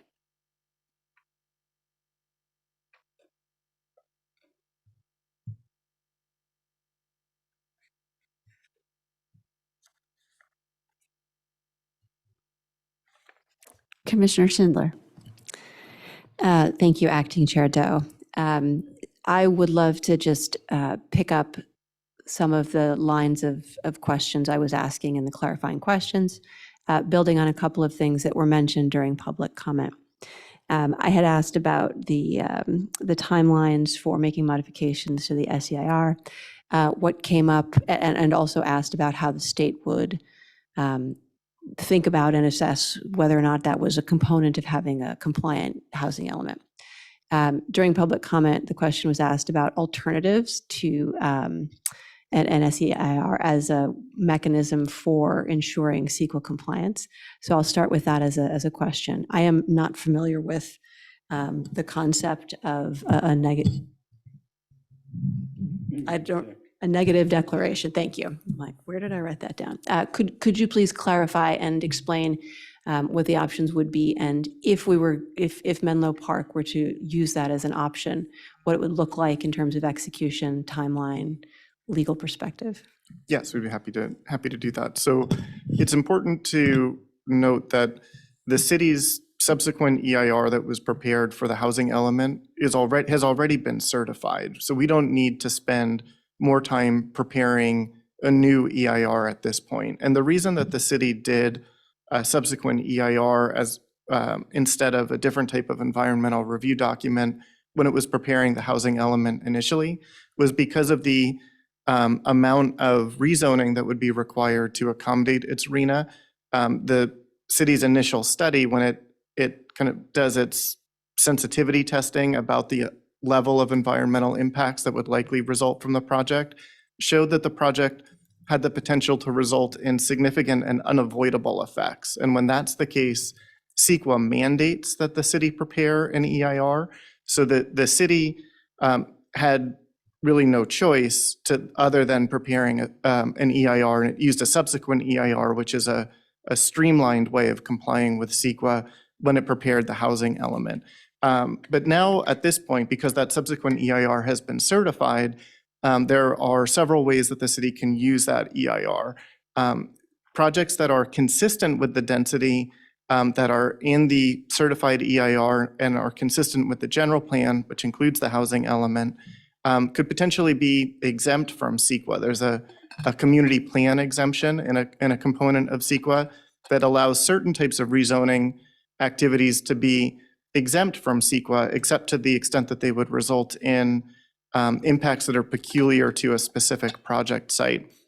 Though here what we're talking about is potentially allowing for densities that are a little bit higher than were contemplated even in the housing element, because the direction that Planning Commission and City Council provided previously was to go above and beyond the commitments that were already made in the housing element and allow even higher densities in connection with the rezoning. So that's what leads us to what we were talking about before during the staff presentation of doing an addendum to the EIR. So we can do an addendum when there are minor changes that are needed to the EIR, say to clarify that certain sites might have higher densities than were originally studied, but those changes are not going to result in any new significant environmental effects. And that's why when we were talking at the beginning part of the presentation, we talked about some of the sensitivity testing and the feedback that we got from the environmental consultants, that they were looking to see basically how much given the joints they had in the original EIR. The EIR studied more capacity than was included in the housing element. So we have environmental analysis for additional residential production and some upzoning that goes beyond the densities. So that would allow us to use an addendum, and that would be, like we were talking about before, the 1 to 2 month process to document that and show that the upzoning that we're doing doesn't result in new significant effects. If the amount of upzoning that we were going to do was going to result in a new significant impact, but that significant impact could be mitigated, so we could come up with a measure that would reduce the environmental impact, then we could do that mitigated negative declaration. That's what the commenter was talking about during public comment. And that it does take about 6 to 9 months to do a mitigated negative declaration because you have to prepare a new initial study checklist. You have to prepare evidence of why your mitigation measures will be effective. You have to circulate it for a certain amount of public comment. So that that would extend the process. The longest process, which again, we're hoping to avoid, would be if there were new impacts associated with the rezoning and they couldn't be mitigated, then we'd have to do another subsequent EIR specific to those topics. But that would be an even longer process. So where we are today, since we have that certified subsequent EIR, the addendum is the quickest path, and that's open to us if we stay within the range of impacts that were already analyzed. The mitigated negative declaration is a longer path, and we could do that if there were new impacts, but they were not so severe that they couldn't be mitigated. And then finally, if we had new impacts that can't be mitigated, then we have to do an additional EIR work. Thank you. That's a helpful comparison just between those two environmental options that we have available. It's good for me to understand what they are because I did not know before. It's even more helpful for me to hear the timelines associated with them and the use cases in which they apply. I'll probably come back to the statement that you just made about what actually triggers something being above the range of impact, because I do want to sort of do that. I'll ask one more sort of timing related question since that's my theme up until this point. There's, in the staff report refers to late fall, early winter as a timeline for this being brought back to the Planning Commission and then to City Council. And to me, that sort of is asking for trouble. So I think before I even get into some of my specific reactions to the proposals, I'll throw out a time horizon that I would love to see. I would love to see this come back to this commission by no later than the middle of October and go to City Council before Thanksgiving, so that they can sort of give feedback and that this can be voted on and closed well before the holidays. I think we all have experienced either in our professional or personal lives that things get in the way of deadlines. Other priorities come up. More feedback is needed. Meetings get delayed. People get sick. And I think it's been 9 months since we talked about a lot of these things as a planning commission last time, and lots of other things have happened in the meantime. But the timeline doesn't resonate with me in my experience in the planning commission. So I think we need to figure out how to accelerate that. So I'm going to hold a number of other reactions to the zoning proposals and the overlay till other members of the commission have had a chance to share some of their initial thoughts. Thank you.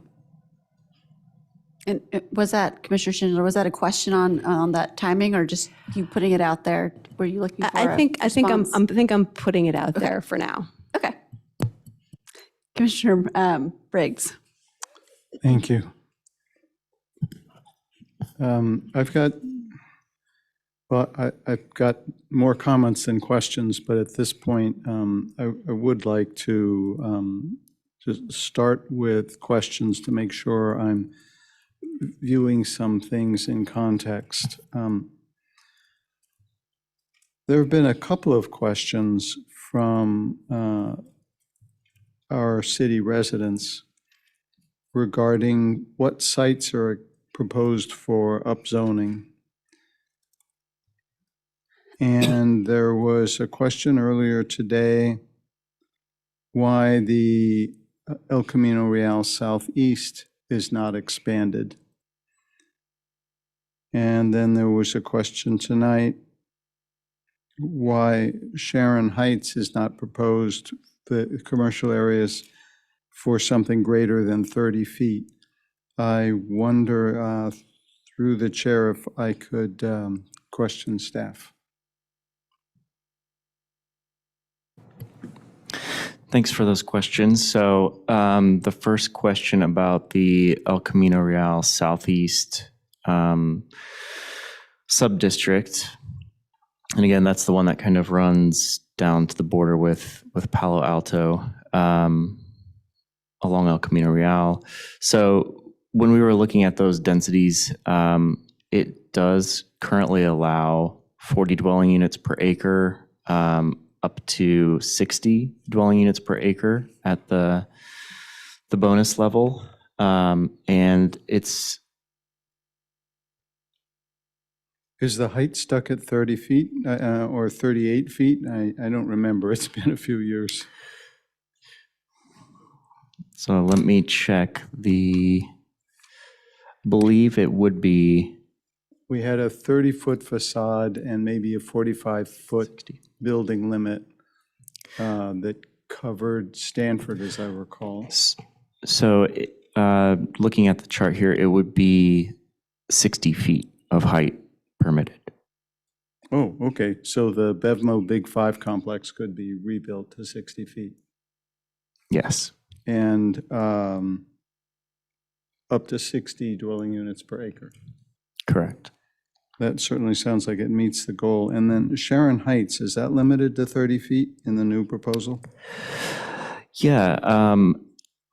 So we had looked at maintaining the existing regulations for, so C2 would essentially just become the Sharon Heights shopping center parcel. There would be one parcel in the city zoned to C2. And so it does give us some flexibility to implement zoning standards there that we think would help achieve the goals. And I think we had just thought of keeping things in line with what they currently are and adding in that additional FAR, but I think it is a thoughtful comment to consider expanding the height allowances in that for that particular site. So I think I remember Sharon Green being at least 3 stories.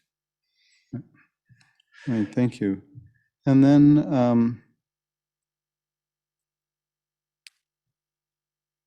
reading the section on reusing sites from the previous housing element,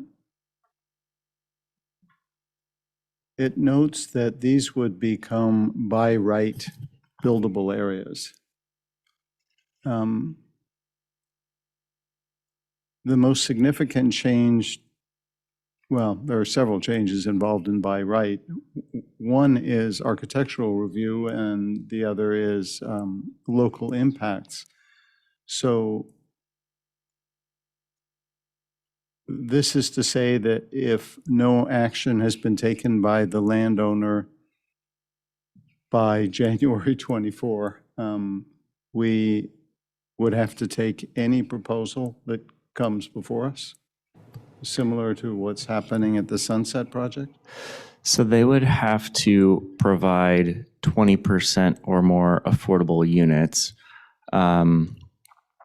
But I believe this is a state housing law provision that requires the by right for sites that were not previously developed during the last housing element cycle.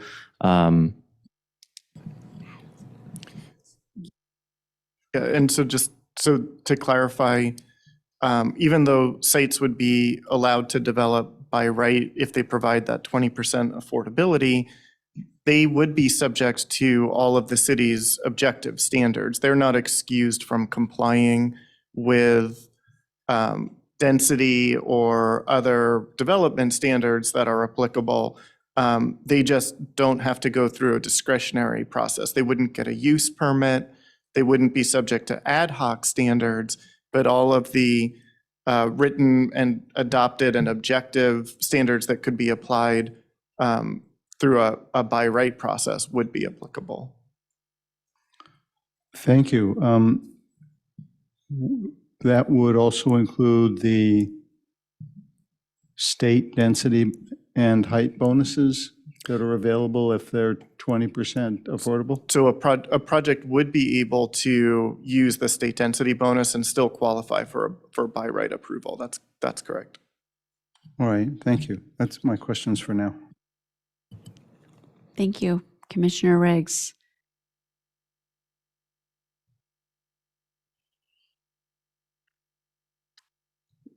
Commissioner Eric. Thank you. First of all, I just want to compliment staff. This is an incredibly detailed and dense report, and I thought the presentation was very clear considering how detailed it is. So thank you very much for all of your work on that. I'm going to pick up where several commissioners have left off, and I guess specifically Commissioner Schindler, and ask about densities for affordable housing projects in particular, because I think it is relevant that affordable housing developers that the city has worked with closely in the past are saying that for them to do their work, 150 dwelling units per acre is the standard that they're looking at. So I guess my first question would be, do we have any sense of if we change the affordable housing overlay to meet that that amount of density, would that be something that would, what level of EIR work would that trigger? Would that be something we could do with an amendment? Would that trigger a negative declaration? I forget the exact terms. How do we think about that as an impact?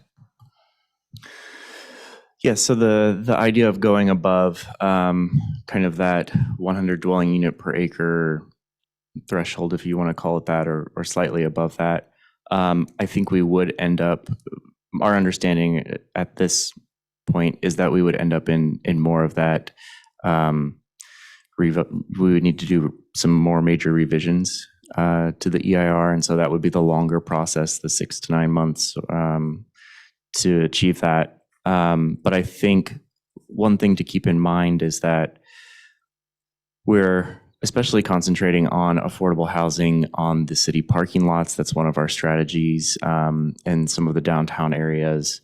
And I mentioned the AB 1763 state bill that would allow 100% affordable housing projects within a half mile of a major transit stop. So essentially anywhere downtown could have unlimited densities.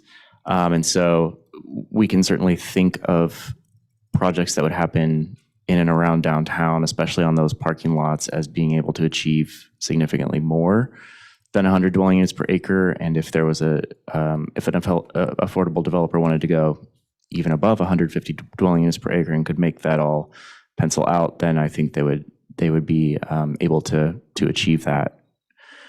So that's one thing to keep in mind.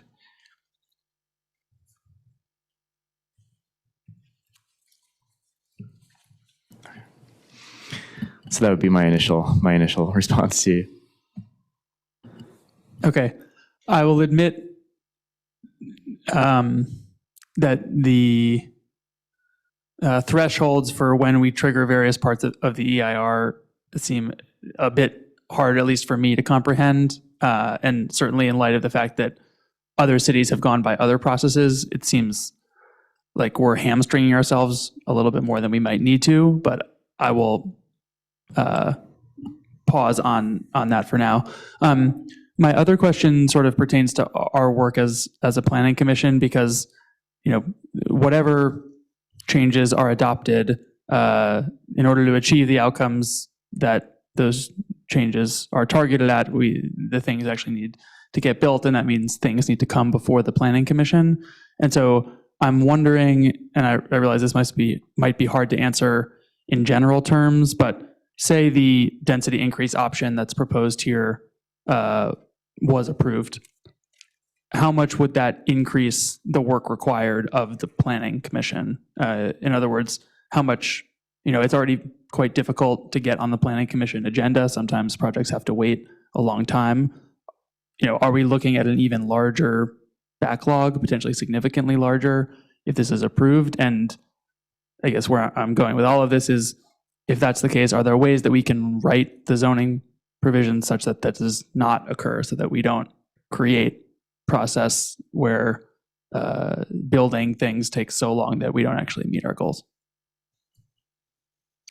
That's a good question. Obviously it's hard to give like an exact quantity of what the workload change may be based on this. I would say that generally we do see more complex projects that take longer to go through the development process, longer to construct. As we go to some of these higher densities, more complex mixed use, I think we've seen in the Bayfront area of the city, sometimes that stretches over a period of several months or more, could go over a year in order to get a project through those kinds of entitlements. So in terms of project workloads, this could generate, a number of new, more complex projects throughout the city, I would say.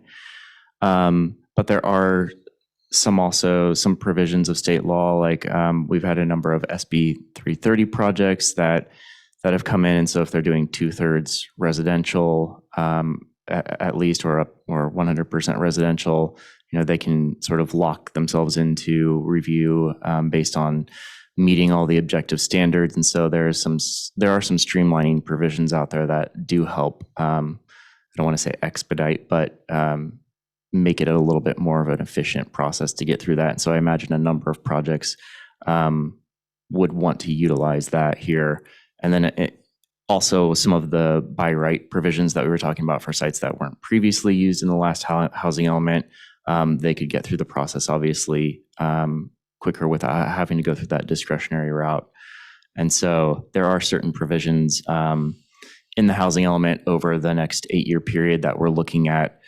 I believe in some of the R3 and R4 zoning districts, looking at making those essentially not having to come in for use permits, that kind of thing. So you will see over the next, especially I'd say 2 to 3 years, some of those implementing programs from the housing element that will continue to work on streamlining our processes to help developments get through more quickly, because there could be a significant number more to meet our arena here.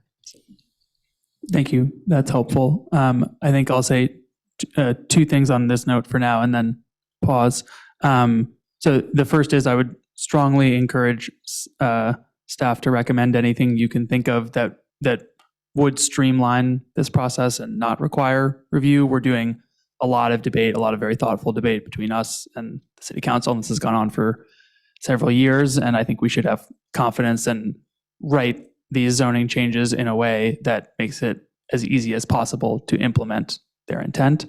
And on that note, I'll also just say that while there are, I think, few changes contemplated for R1 zoning in at least this staff report, I've only been on the Planning Commission for a little bit of time, but we spend a decent amount of time contemplating use permits and the like in R1 zoning districts.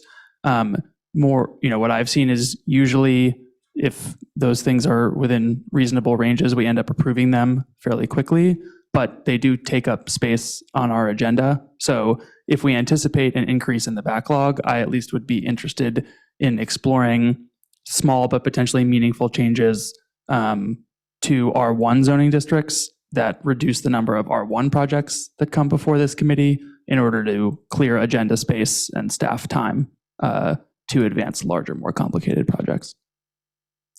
I might have more later, but I'll stop for now. Thank you. All good comments and questions, Commissioner Herrick. Sorry, for some reason I thought I saw a light over there, but Commissioner Barrett. Thanks.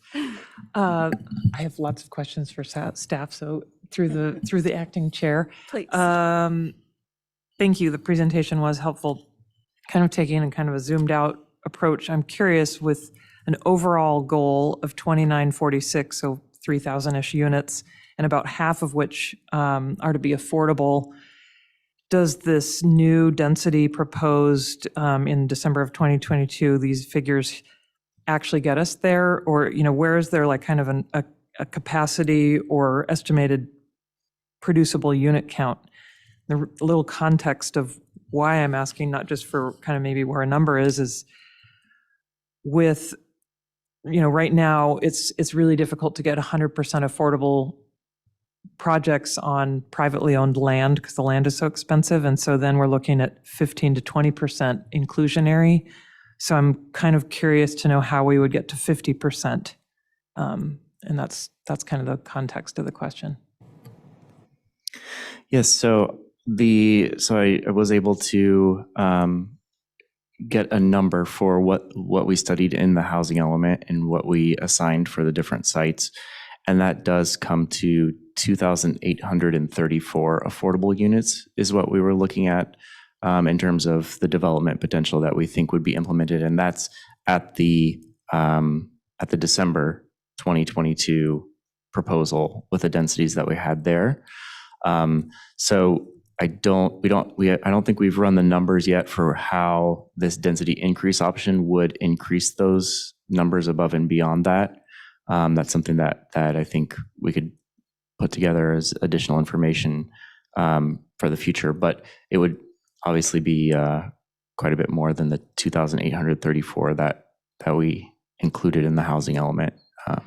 Is there a breakdown on, so I guess I'm curious to know how you're coming up with that in terms of, are you assuming inclusionary or 100% affordable for those projects? Yeah, we actually went through site by site and looked at the different factors and characteristics. So just pulling from memory here, there's different provisions, and some of it is also set in place by HCD and state housing law in terms of what types of sites lend themselves more to being developed with affordable units. And so there's the certain size of 0.5 acres to 2 acres, and looking at different environmental constraints. And so we went through a rating process for each of these sites along those factors, and then calculated out the number of units, essentially weighting it against those different factors we looked at. And that's where we got the 2,834. Thank you, that's helpful. And then is there a number that's the bigger number for the total housing unit capacity? So what we studied in the project SEIR was 4,000 units potential. And that was to give us a buffer to make sure that we, obviously these projections, we don't have the crystal ball to know exactly what will come true. So we studied significantly more than we needed to make sure that we had that buffer to achieve it. So then you're thinking a roughly 75%, 72%-ish would be affordable? Somewhere in that range, yeah, of the 4,000. That seems high. I guess high from the standpoint that most projects have 15%. So I don't know. I'll look at the map. I don't disagree that you did the math. So, and then how are the limits that are set in this proposed compatible with AB 1763, the one that's, near transit, which has unlimited? So I'm curious why we're setting limits if we're not allowed to. Yeah, so we anticipate that we will get a number of different types of development. Some will be market rate, some will come in mixed, something significantly more than the BMR requirement, and a partially market rate. But those state housing laws typically are going to apply to your 100% affordable projects. So these other densities that we've built in are for those sort of mixed affordability projects and what they could achieve. Got it. Thank you. And then in the section around stepped up FAR, page 69 of the staff report, in case anyone wants to read, there are some criteria, 3 bullet points of criteria. And I'm curious, I have a couple questions on this. Can you tell me what the intent of the 1,000 square foot unit size, when it also says in a little later paragraph that you want to incentivize homes for larger sizes of families? With the caveat that my family does fit in a 1,000 square foot house. I just know many don't.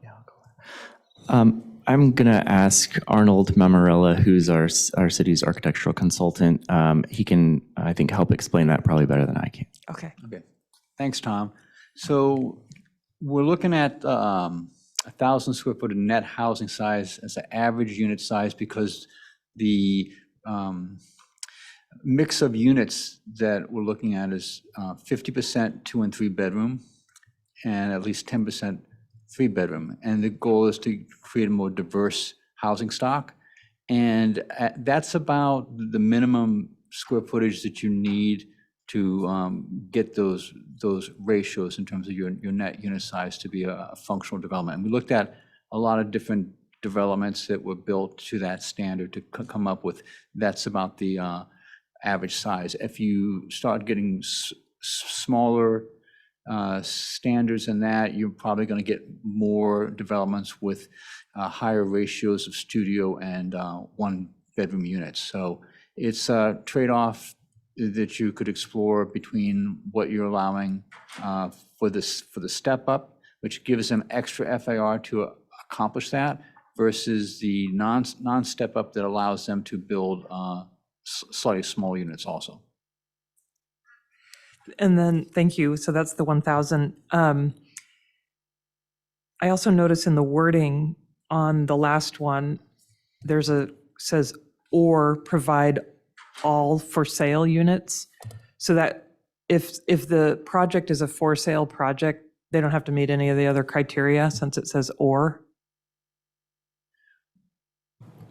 So I think the idea would be they do have to meet the other criteria, but they have an option of providing all for sale units versus 50% of the units with 2 or more bedrooms, inclusive of the 10% with 3 or more bedrooms, with the idea there being to encourage for sale housing. We want to make sure that there are opportunities to purchase housing, and we're not just getting all rental units. Yeah, totally. I think that makes sense to have something to incentivize ownership. I guess it seemed like an unusual comparison for that one last bullet or that one last criteria to have it land there. But that's helpful just to know that that's the intent anyway. Okay. So can I move to the C1, C2? I guess I'm concerned about how do you see that the recommendation protects community serving retail such as Willows Market, that, it could be subject to kind of a different use of, I guess it's like in some ways not all retail is kind of created equal. That's the type of a business that the neighbors need for basic needs. So how does this recommendation incentivize retaining neighborhood serving small businesses? Yeah, I think we've left it fairly open at this point to get a variety of types of proposals. In certain cases, someone may want to only utilize the site for commercial uses. Someone may want to build a residential building on some of these sites. But I guess we haven't established any sort of firm requirement in there about you must provide a certain amount of commercial uses or retail. But I think it's something that we could explore with the direction of the commission and council to think a little bit more on that. Great, thank you. And then how complicated would it be if the commission wants to make a recommendation I heard earlier and totally agree with Commissioner Schindler that the timeline is critically important. But if it's not on a sweeping change, but let's say doubling the height of the Sharon Heights Shopping Center zoning, something that's very specific and very kind of small compared to this whole element update, is that something are those the kinds of changes that are more feasible to do within the timeline that we're working on? Yeah, so with the example of the C2 parcel and increasing the height there, I mean, that's completely doable within the time frame that we anticipated. Those kinds of sort of tweaks and changes and specific recommendations, I think, are certainly very helpful to us, and we can build those in. Thank you. And then that kind of brings me to a specific question about that one. Why was the height limit recommended for that particular area to be so low or remain so low? Yeah, I think as we were putting this together, and we're talking about the C2 parcel in particular, I think what we had considered as we were drafting this was we wanted to maintain the allowances that were there and not kind of upset the development that's already allowed on the site. But I think in this particular case, it was a great comment that we received to consider increasing the height for this particular parcel. And so I would say we left it in place just to kind of focus on the additional residential FAR, but certainly open to increasing that particular height. Thank you. I'll leave to the commission to discuss later, but I'd be interested in discussing that. And then another public comment that I didn't pick up on until tonight when one of our neighbors brought it is the R3 issue and the why the change is not recommended citywide, but in specific areas. Could you tell us a little bit more about that? I'm sure I'm misstating it, but it was this gentleman's question. Yeah, for the R3 lots around downtown, for lots that are greater 10,000 square feet or greater, they can achieve the 30 dwelling units per acre density. The thought was kind of as you're scaling down from downtown, and especially now that the density increase option is on the table with even taller heights, that it would make sense to sort of continue that scaling down out into single family districts by offering that additional bump in the density.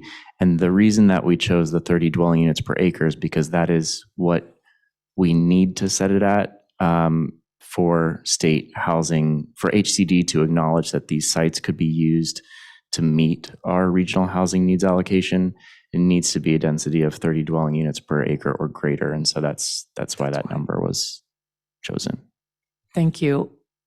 I hope that kind of answers the question for you. And I have one other question that I kind of am taking out of sequence. I should have asked it before when I was talking more about the timing. And it's a little bit harkening back. Actually, I'll save it. I'll just save it for more. It's a little weeds into too much discussion items, but thank you. That was helpful to answer a bunch of questions. Thank you, Commissioner Farrick. If I may ask a follow-up question on one of your comments on if there's a state law allowing for 100% affordable projects to have unlimited density, why are we even trying to impose some? And then I think you answered, well, that one only applies to 100% affordable in a half-mile radius. I was wondering if you could pull up the map of showing that half-mile radius, because I think there's two state laws mentioned in the staff report. One is removing parking or not requiring parking minimums for any project, regardless of affordability, within a half-mile radius of transit. And then the other one with unlimited density and additional 33 feet in height. So I would find it helpful, maybe others would too, to see that visual of what a half-mile radius encompasses in our community. And Sure. we need some time to pull that up. I will be happy to pull that up. I do have it's not the prettiest visual, but just to give you that reference, I will put it on the screen. And it does extend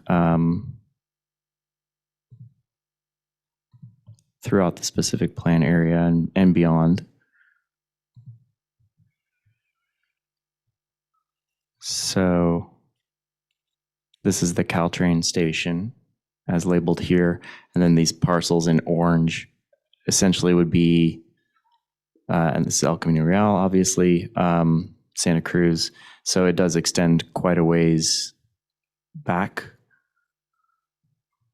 from El Camino Real.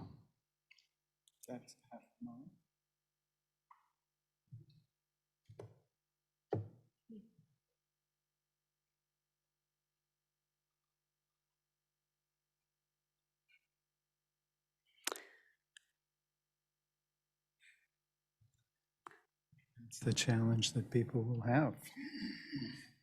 Can you imagine Burgess being told no parking? Well, that's a helpful graphic. Thank you, Mr. Smith. Commissioner Briggs. Yeah, thank you. I've got like 10 comments I want to make, and I'm trying to think how to, I mean, 6 of these matter more than the others, but this project is so all-encompassing. I mean, the changes we are proposing for our city here, I realize we're doing this at the effective instruction of Sacramento, but I think we really have to acknowledge what we're participating in here. So I think each point bears at least some comment. I'm going to refer to a comment earlier tonight by one of the residents that the housing to jobs balance, actually I think this might have been a written comment from this morning, at 6-to-1, that is in square feet, 6,000 square feet built for housing and 1,000 for office, effectively is no lose, no win status, meaning that we don't actually improve the housing jobs imbalance by approving a project that has 6 times as much square footage as it had for housing as it does office. I think that's an important thing to keep in mind as we look at the balance here. We're talking primarily about housing, but the zoning changes are connected to office. Parking, it's been proposed that we go to 0 public parking and we can refer to AB 2097. But I have to say that if the parking has any public interface at all, then it needs to have parking. Because, I'm sorry, it may be only a half a mile walk, but if you're in the back of Burgess, you're not walking to the train station on a regular basis. People just won't. And people aren't going to, I mean, our goal would be that at least 80% of people involved in this half-mile transit would be using it. I, not only working in SF, but working in New York City, I used to walk a mile to the train, a full mile, and I left time for it. But I knew damn well other people weren't doing it. I have a note here about moving more of the office space, particularly east of 101, to be mixed use. Okay, that sounds great, but I think we should remember the purpose and origin of zoning. There are reasons why housing clusters together and office clusters together, and maybe the most obvious one is we, in particular, want people to be able to walk to neighborhood serving retail. And whether that's the dry cleaners or Willow's Market, if each time we create a housing node that is surrounded by industrial and office, it's an island dependent on automobiles. That's going against our purposes here.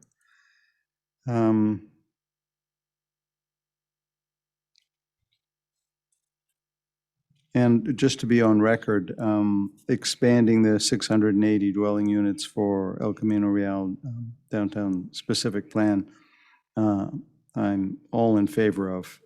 That always seemed to be a very cautious limit. And I realize it's probably inevitable due to our process anyway.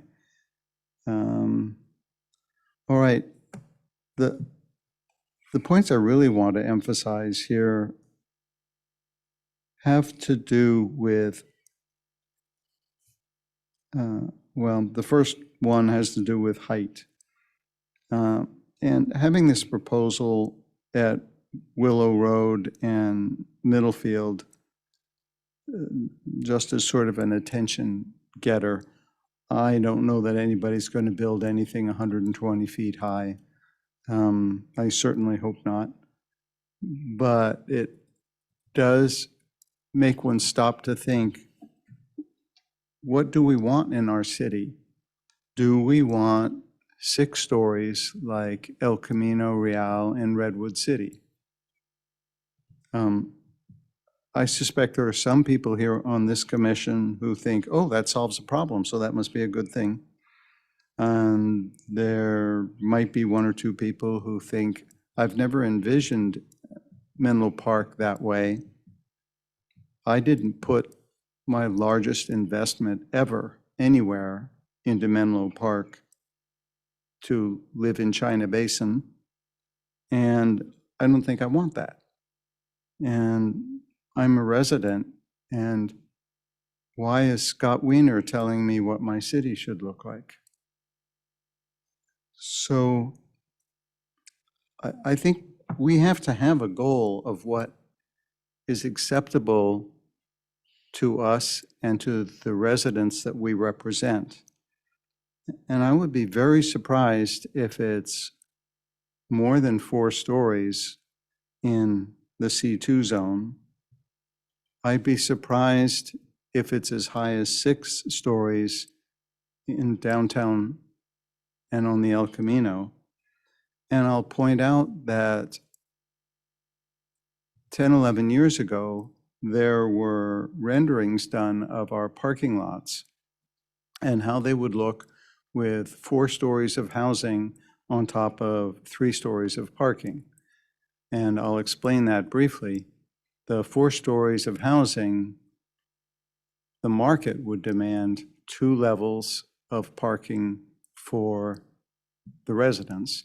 And then we want to maintain 1 level just to maintain the parking that we have for downtown, which, by the way, for close to 20 years has been criticized as not sufficient at lunch hour, and is also clearly an anchor on anyone thinking about developing on Santa Cruz. I mean, you don't knock down a 5,000 square foot retail building and then put another 5,000 square foot building up in the air so that you can park underneath it. Somehow that's never going to pencil out.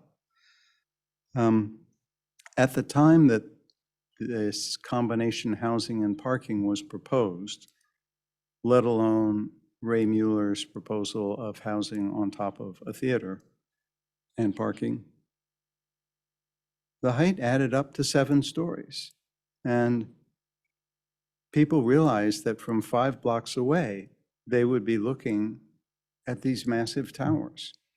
And the whole idea here, we're very seriously talking about numbers. We're not talking about 3 carefully designed buildings on the Stanford property that don't exceed 4 stories. We're talking about big apartment blocks that will be seen from our exemplary half a mile away. Do we want that? More importantly, is the reaction from Menlo Park downtown residents going to be that much different than it was 11 years ago? I don't have a lot of faith that it is. So I think we need to have a better handle on what we, as the Planning Commission, are willing to back. I have full appreciation for what staff has done in doing their best to respond to a state mandate in a city that frankly doesn't want it.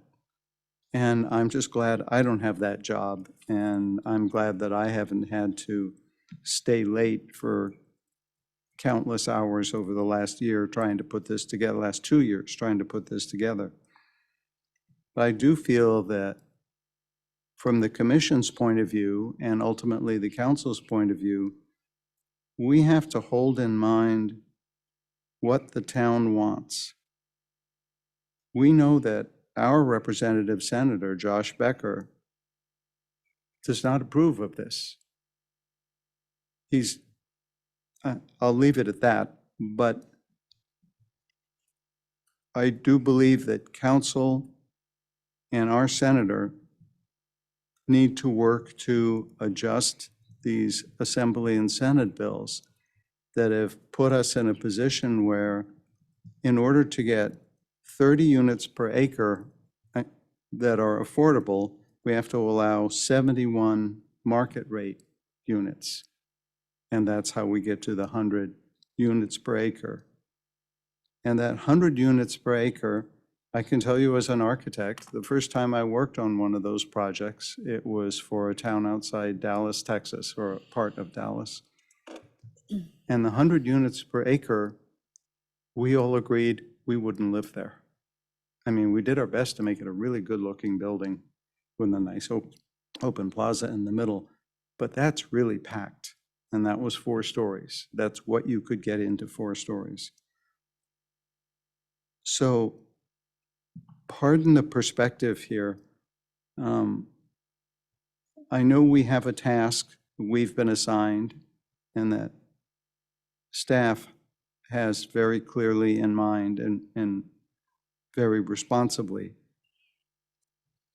But I think someone has to accompany whatever we do tonight with a statement that we don't know that our residents support this level of housing growth. I know my neighbors don't. I won't speak for the other 30,000 neighbors here. So I think that's the large point I want to make. So thank you. Thank you, Commissioner Riggs.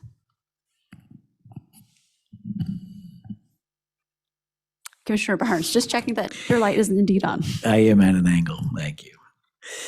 A couple comments and then some questions over to staff to enhance my understanding of a couple of things. So on the quick comments, I really appreciate the step up and any incentivization of for sale units. I think ownership is a really important component to many things. And if part of what we're doing is to work on equity and through the housing element and through housing equity, providing the opportunities for folks to buy into and have a piece of a for sale unit, I think is a really important piece of this puzzle. So we don't create renting classes in perpetuity. The second piece is I think the Sharon Heights height increase is a very good idea. Thank you to whomever caught that. I think third, to my esteemed colleague, Mr. Eric, I think design guidelines, want to talk about throughput through the council, or excuse me, through this body, for a number of reasons, design guidelines would help reduce the review approval process and have a benefit of creating clarity and understanding about what is being delivered in the city. So I offer that. I'll go to staff for 2 questions, at least 2.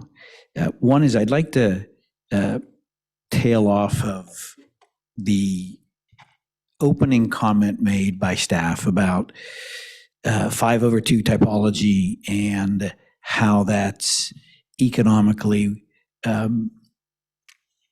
how that relates to a height limit and how the height limit in the 5/2 relates to the viability of actual production because it is, in that range of being economically viable. When I say 5/2, I mean concrete podium of 2 stories for parking and then 5 stories of wood construction, if I have that correctly. So if you just give a little bit more enhanced, dialogue about that, that would help my understanding.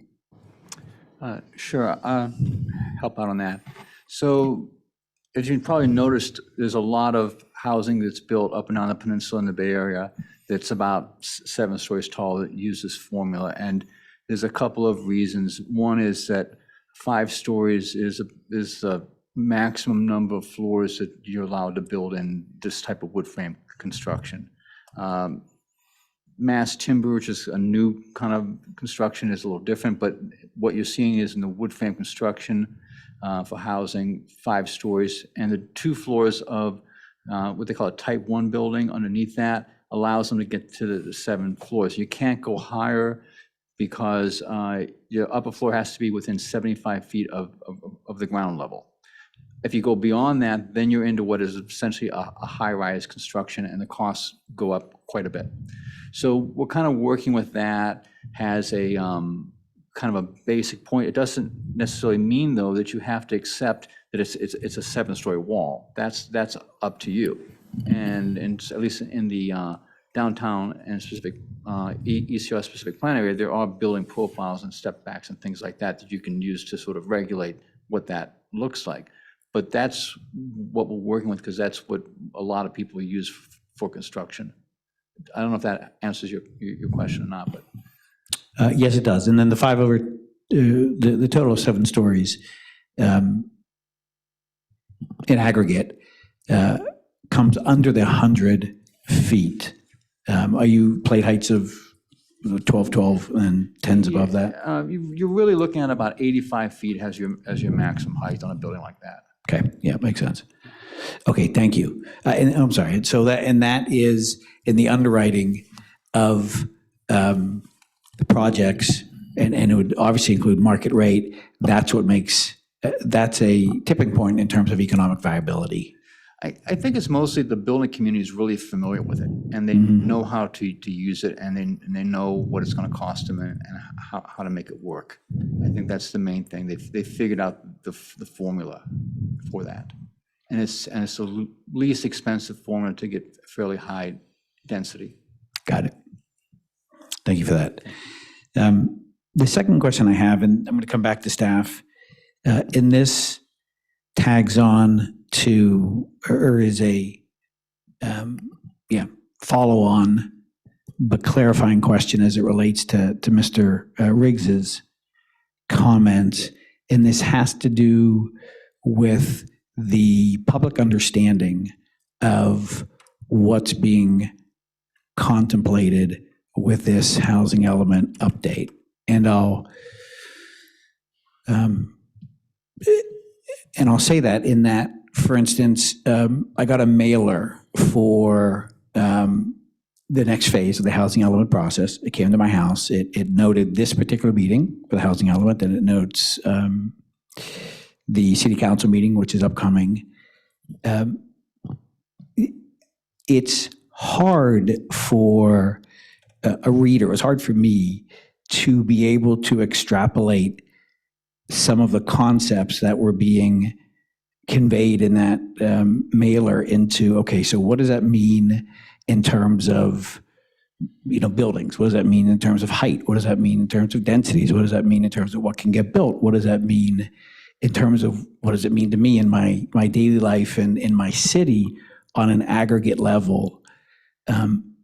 And I know that when the general plan, the Connect Menlo was being done, there was an emphasis in that process to be able to visually convey to the public what it would look like to see those densities, and often was rendered in a schematic sense. So you'd have a schematic rendering of what it would look like to hit those densities in those areas in the M2.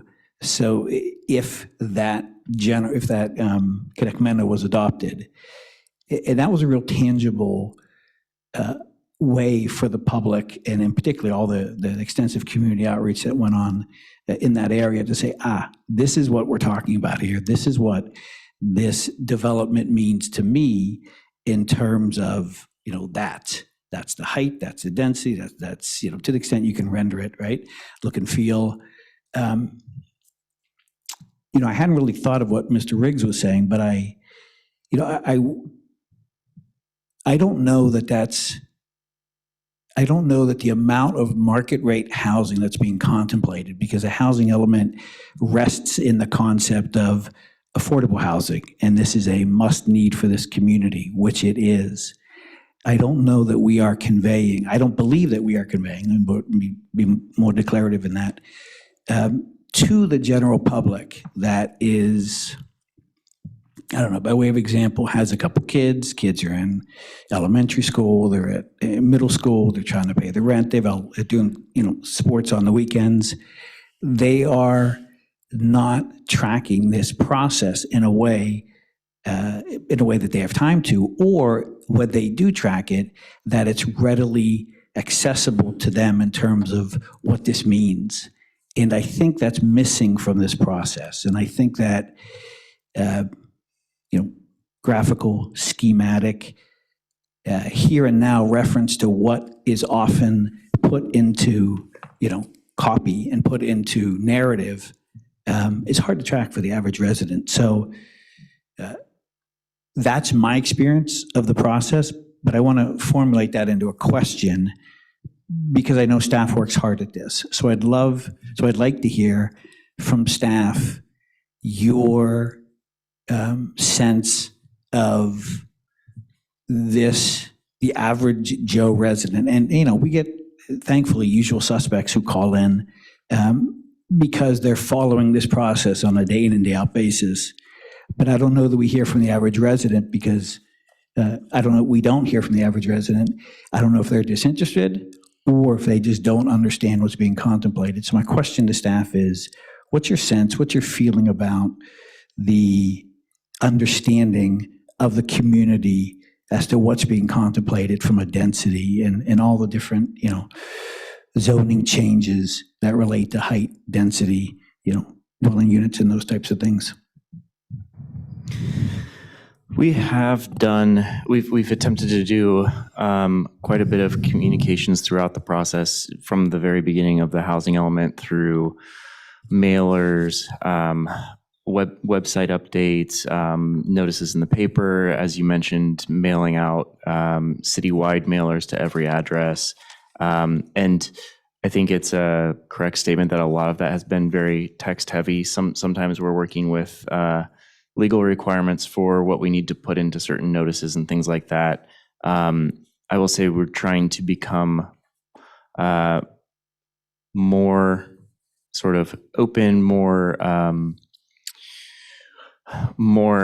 giving a better, clearer explanation to the public about what we're working on and kind of what we're trying to achieve here. There was a lot of outreach that was done for this particular meeting. We do get calls, I would say, from residents. Sometimes residents stop by, and generally what we hear is sort of like, this is my address. I own this property or that property. What does this mean for me? Is it going to take away any development potential, or what's happening here? And so I think the way that most of this is structured is that we're getting a lot of calls, I would say, mainly from property owners or people interested in, particularly developers or those interested in developing projects is who we hear mainly from. And so typically their interest has been in learning about sort of the idea that a lot of these changes are additive to the property and not taking away the potential for development, but increasing opportunities for residential. I would say it's a mix of, we certainly get correspondence as the commission sees. We get calls from people who are opposed to that idea, but also get quite a bit in support. So I'd say it's a pretty even mix of sort of people who are excited about the opportunities and those who would rather not see it. Got it. So if you, and this is going to be a subjective question. So this evening we had one individual from the community that wasn't an individual that we normally hear from. The lack of interest, the lack of input this evening, do you think that has to do with a lack of understanding or a lack of interest or just general community acceptance? that would be hard for me to answer. It's a challenge. I'd say we are trying to improve our communications and accessibility and sort of openness to the public. I would say not to bring in our companion pieces here to further complicate things, but through our environmental justice element, things like that, we are looking at ways of doing more outreach, multilingual outreach. And I think noting that maybe graphical examples of things is something we could certainly explore as another way of sort of improving and enhancing that to make it more interesting or understandable to the average resident as well. But for individual cases, I mean, it's difficult to make an assumption about whether it's a lack of engagement or interest or where they might be on what their position may be on the matter.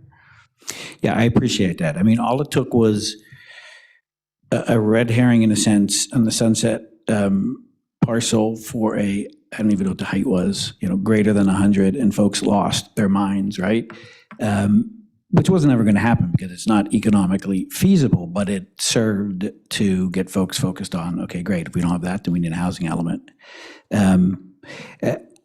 I think representations of what it is, I think is a really important piece of this process. And I think it happened in Connect Menlo, and I think it's an important piece in here to make it visceral for folks because,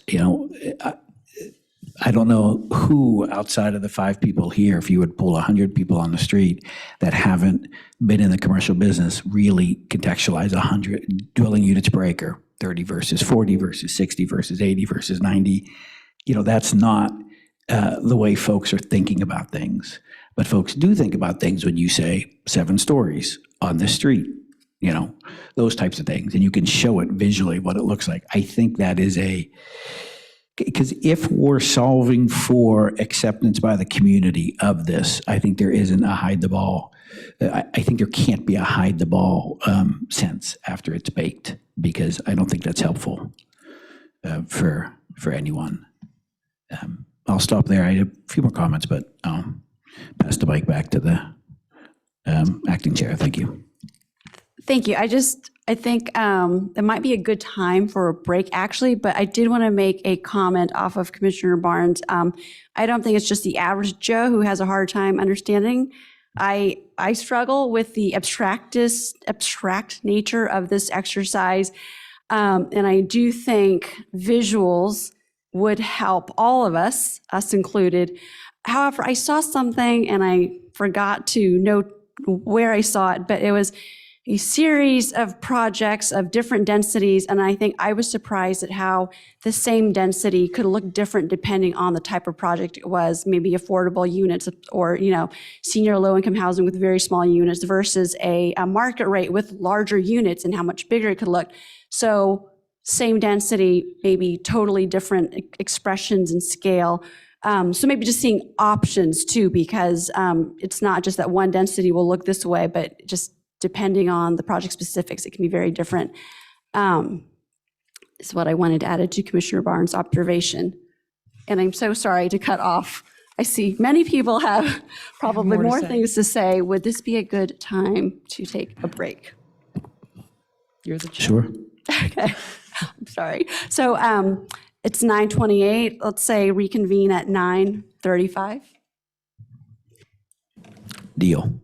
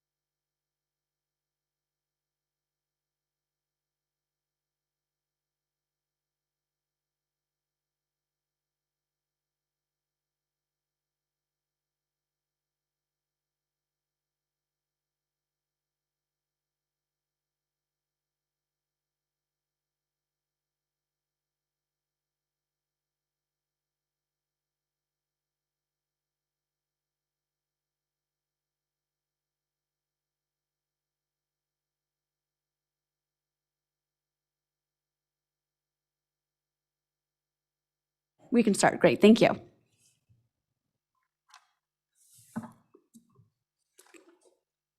Okay, welcome back, everyone. I believe before our break, Commissioner Farrick, you wanted to speak. So Commissioner Farrick. Thank you, Acting Chair Doe. Yes, I had a question that's sort of a follow-on to an earlier subject, just because I'm still, trying to really understand it. But then I also have some comments. So first, the question.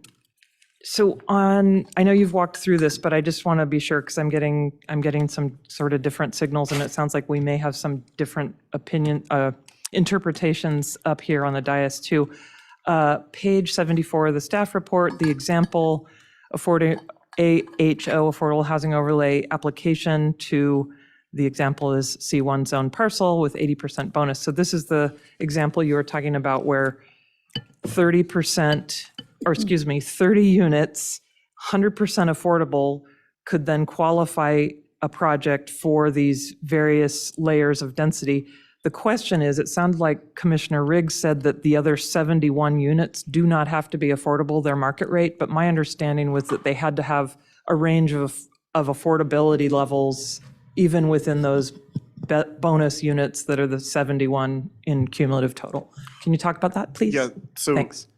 No, and your explanation, I think, is correct. So ordinarily, when a project is using state density bonus, those bonus units do not have to be affordable. They're providing additional market rate development to help underwrite the affordability. But that level of bonus caps out at a 50% density bonus. To get to the 80% state density bonus that's shown here, then the project has to be 100% affordable, including the bonus units. So to get to this full level, to max out under the scenario that's in Table 4, with that 80% density bonus, all the units, inclusive of the bonus units, have to be affordable. And when I say affordable in this context, that means that 80% of the units have to be no higher than 80% of the area median income. Up to 20% of the units can be between 81% and 120% of the area median income. You can have deeper affordability than that as well, but that's the least affordable that project can be. Got it. And so then if it was a project that was 100% affordable, and then you wanted market rate for the balance, the most they could add on is 15? Yes, that's correct. Using the state density bonus, they would get a 50% bonus, which on 30 units is 15 bonus units. That's Perfect. correct. Thanks. That's super. Hopefully that clarifies for a lot of us. Great. My other comment is really, I was part of the early days of this plan area, as well as a former planning commissioner returning. And I'll just say, my views on housing, affordable housing, heights and densities have in fact evolved quite a bit over the last decade. The lack of affordable housing in this community and all our surrounding communities impacts all of us negatively. Sorry, I'm talking to an empty audience now. I do feel it viscerally when my kids can't afford to live here, when PG&E workers come from Salinas in order to do work at my house, when, there are endless examples that we can all give. We all are impacted by it. The traffic is worse because of it. And I feel very differently about just the mandate that we have this. And so because cities haven't decided to show their own leadership in this, that's why the state is stepping in here. And while that might feel extremely heavy-handed and unpleasant to some, I kind of see it as the singular opportunity we've had to kind of correct the path we've been on for 100 years. So yeah, it's not maybe the perfect situation and it does cause some pain, but let's try to do what we can to do it right and to retain as much control as we can so that we don't end up with outlandish project proposals if we don't get this in on time.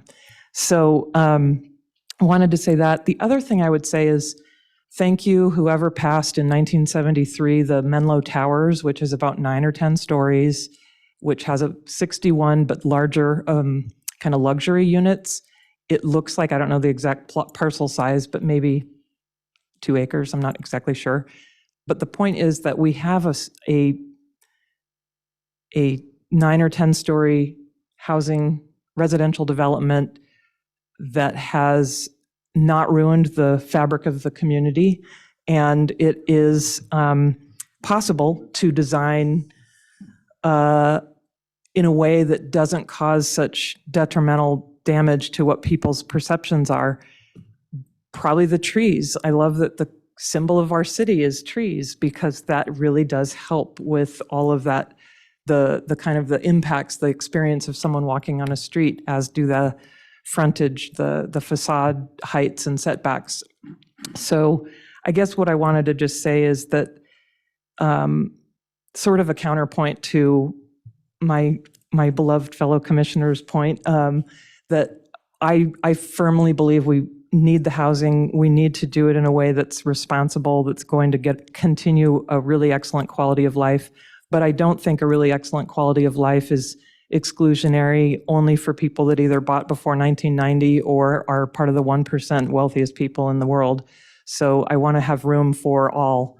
And so that's why I hope that we can look toward a recommendation to council to look at the increased density options and then potentially tweak further, either further stages or specific things that are easier to tweak within the time frame we need to stay in, so that we can come up with a balance.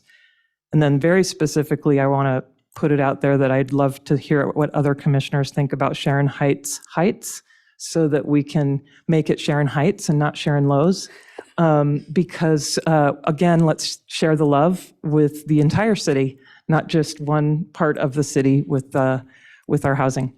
There you go. There's my comments. Thank you.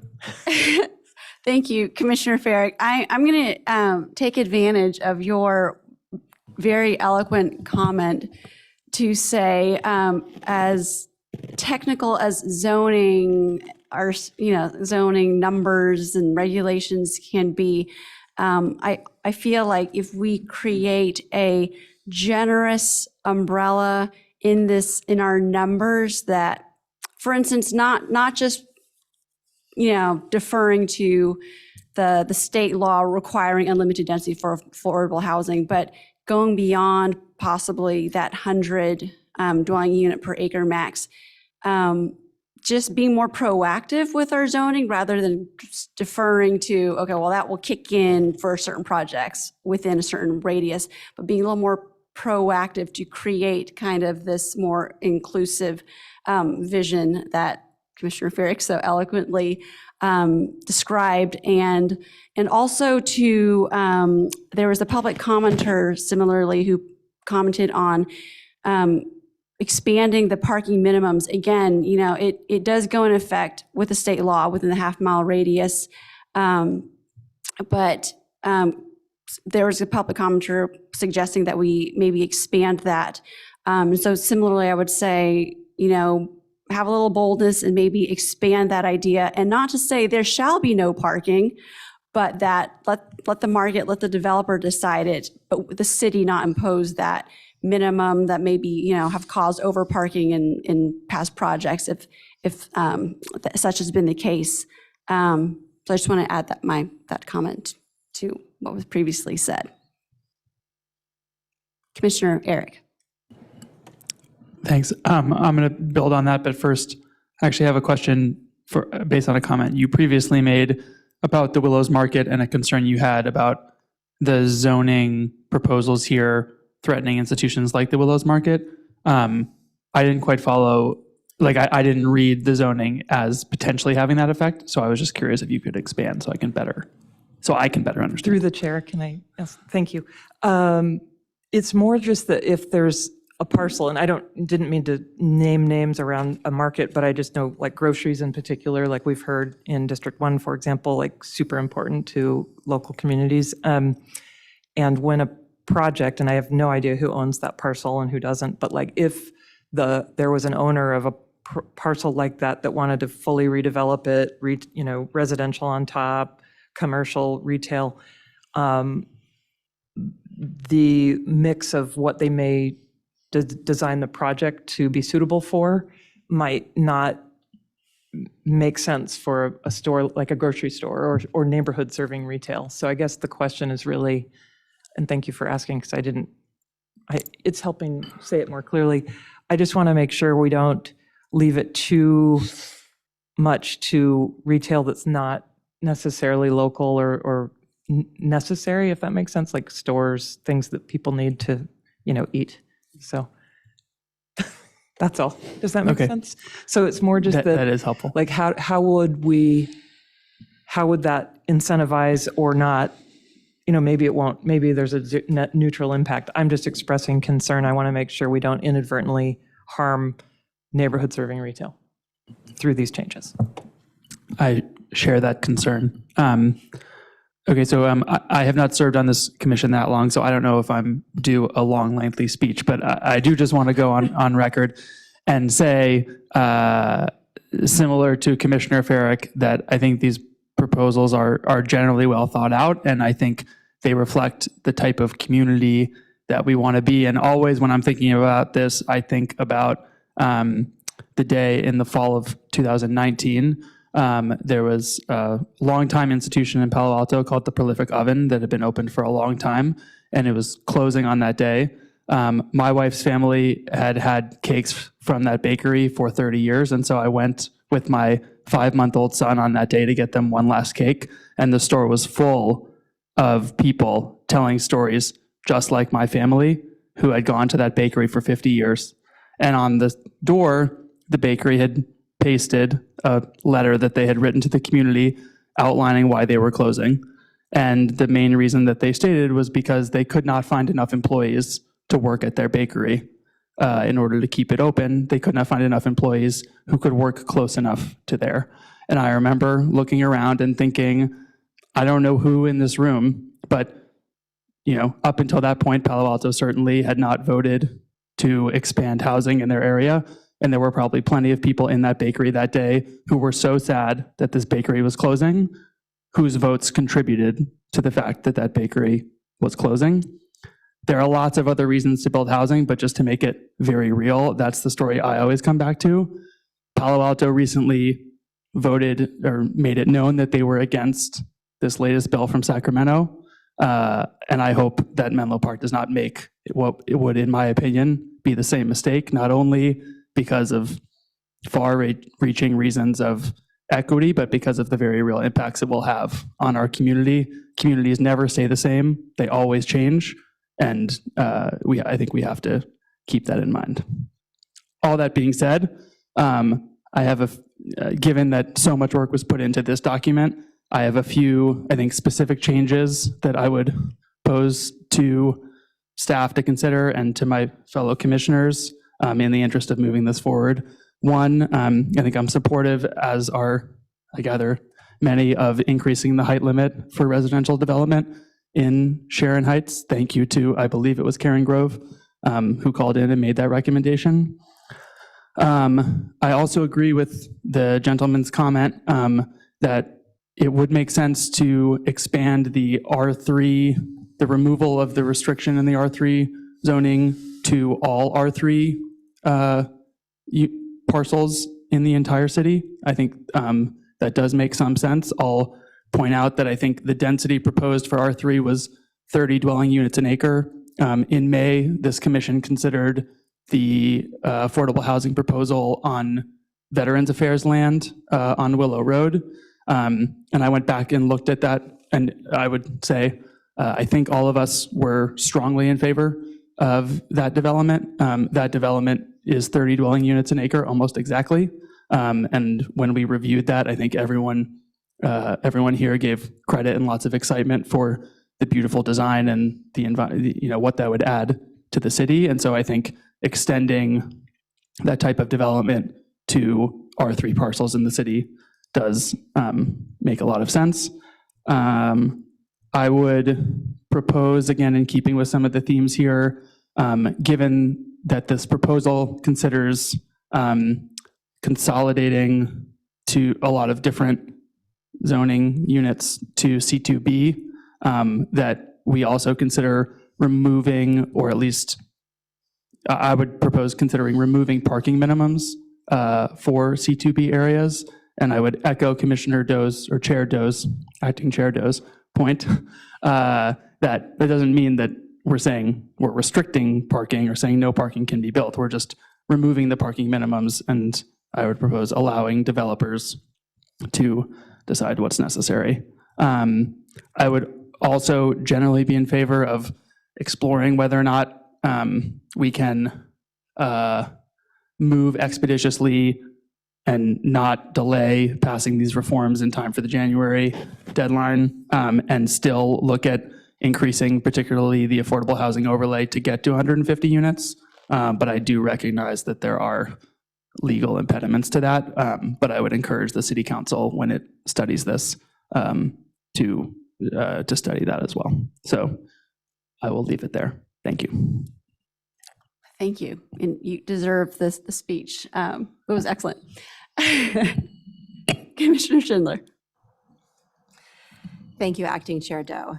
I will hopefully simply build on some appreciation that my fellow commissioners have expressed to staff. We recognize that this particular project is a large volume of work, it's a large complexity of work, and there's a high degree of conflict in terms of balancing trade-offs.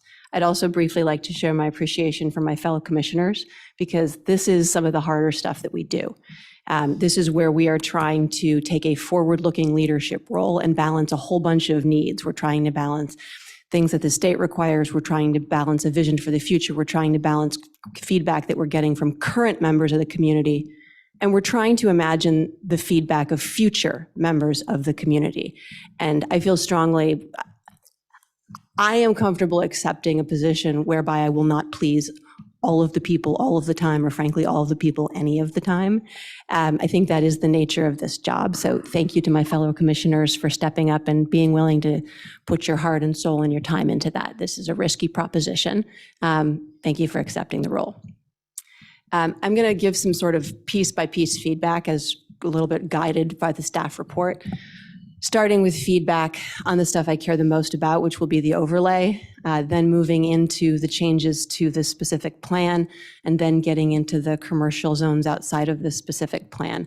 I'm going to try and hit the main things so that you have a sense of feedback, where there's feedback and where there's support. As it relates to the overlay, I know we have lots of great reasons for keeping the number at 100, and I would still like you to go back and look at the number of 150. So I think a number of people have brought this up in the context of things we've heard from developers. We have letters all the way back from June of last year. And the reason that I think that it's worth the exercise, even with the environmental impact consideration, is the phrase that was used earlier about the range of impacts. So when you run the numbers, as we've done, and it was very helpful to sort of be reminded, staff has run the numbers considerably, right? That was part of the housing element. You take into consideration density and which tiers of affordability, but there are also assumptions about yield, for lack of a better term. How likely are these things to actually be built? And in public feedback, as well as feedback from this commission on the housing element and from council, there was feedback to dial up the density and also to take a good hard look at how realistic the yield numbers would be. And so I asked just again to think about a higher density and the higher 150 and balance that off by just relooking at the yield numbers, because that does affect that range of impact number and may still keep us within the comfort zone for the environmental impact report. I do think it's really important to set a ceiling as high as possible for the people who will make affordable housing a reality and dense housing a reality by setting a ceiling at 150. If they build it at lower than that, that's part of their business equation. So that's my primary piece of feedback as it relates to the affordable housing. The number, if I've gotten it correct, is the bonus, our local bonus needs to be about 180% to get to the total number of 150, a density number of 150 when you bake in the state.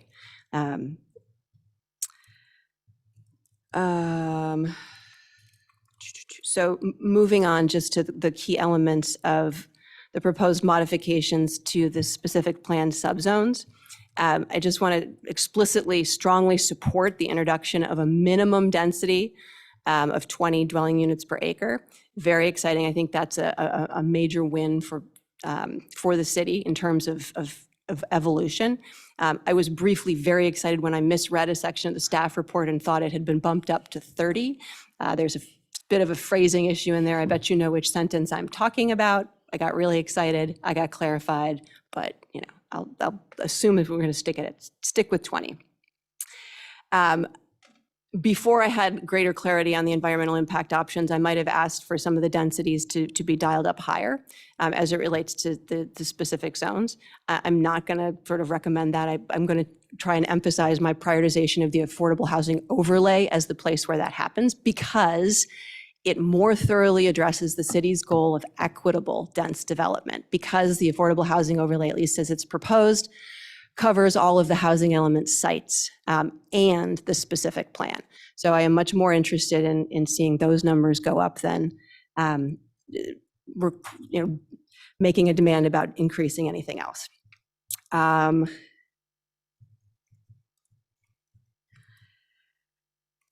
Not specifically weighing in on any of the heights, building heights, facades, and FARs that correspond with the proposed densities, in part because the staff report indicates those things are still getting public feedback. A little bit of that fed into my concern about timelines. If those are things that are still evolving, that further feeds my sense of heightened anxiety that we're going to have trouble hitting our timeline, and my desire to see this again before the middle of October. I want to just voice my strong support for the use of the step-up FAR. I think it's actually a really elegant tactic, which I didn't fully appreciate when we talked about it last November.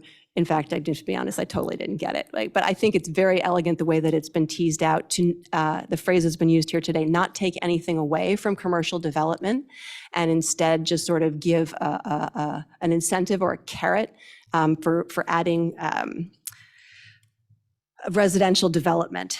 I do want to ask you to consider the requirements for realizing the step-up FAR. There are 3 bullet points listed, but I agree with a point that I think it was Commissioner Farrick who made, yeah, there are 3 bullets, but they're really actually 4 criteria.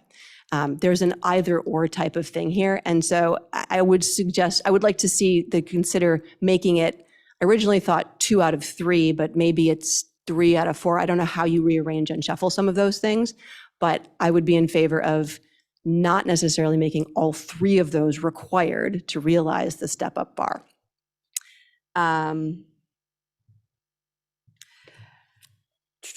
As it relates to changes across the whole specific plan, I definitely support reducing and removing parking minimums.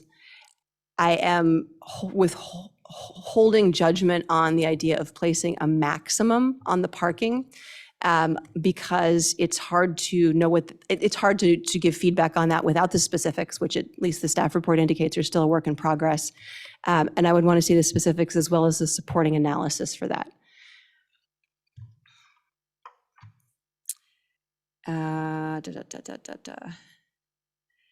Supportive for the range of proposals that are about taking the commercial only zones and expanding them to allow for residential use in a mixed use context. I think, again, this is an elegant solution because developers aren't losing. They are instead gaining the opportunity for additional FAR with residential with that residential specific incentive. And the question's been posed by a number of my fellow commissioners about how do you protect some of those neighborhood-specific commercial spaces. Mr. Smith, I believe earlier in your presentation, you talked about a minimum commercial or minimum retail FAR in downtown, and just a half-baked idea. Can those 2 things be connected? Could there be a minimum commercial / retail FAR in some of these neighborhood-specific locations that would help protect local commercial use? Yes, certainly. I think that's something that we can explore, is adding in that sort of provision to protect and encourage neighborhood retail in not just full sale replacement with housing and loss of opportunities there.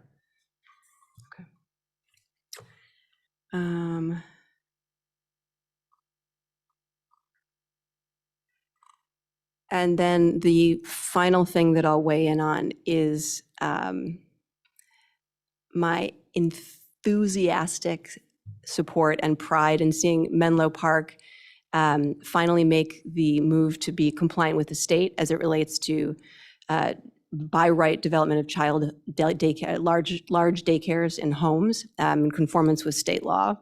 It is high quality childcare is critical to strong economies and strong families. That's as true in Menlo Park as it is across the country. There was recently a report released about the business case for childcare put together by the consulting firm McKinsey and Company, which emphasized that as a country, we risk hundreds of billions of dollars in lost productivity because of inadequate childcare. And that is certainly also true in Menlo Park, obviously with smaller impact numbers. But thank you for including that in this round of revisions. It makes me proud. Okay, that's all I have. Thank you, Commissioner Schindler. Commissioner Barnes. Thank you for that. Excuse me. And I do want to thank my fellow Commissioner Farrick for her insightful comments about affordable housing and the need for affordable housing, because we certainly do need affordable housing. I think to cast this discussion as being pro-affordable and pro-PG&E worker versus anti-PG&E worker it's a disservice to the discussion in front of us. I think the needle, or the needle we're trying to thread here is the concept of what in this zoning package benefits market rate versus what in the zoning package benefits deep affordability levels. And when we're talking about zoning for 100% affordable, we need to go big on those projects. When we're talking about zoning writ large, we need to also look at what we saw in the Connect Menlo exercise we went through. And if you look at the numbers in the levels of affordability we got out of that by virtue of the BMR requirements, inclusionary requirements for those properties, you saw huge disparities in what was delivered at market rate and what was delivered and can be considered affordable. So the discussion that we need to have with the community is, where are we going large on 100% affordable? Because your average PG&E worker is not going to qualify for 100% affordable. 100% affordable has a different capital stack. It has different operating subsidies, and it serves a different population. So when we talk about, for instance, heights of 100 feet, for instance, right? If we talk about we take that as one example. There's not going to be a affordable housing development that gets tax credit funded in the state of California at those heights. Simply doesn't happen. They're not economically feasible. They don't score well on the tax credit applications, so you don't have it added to the capital stack.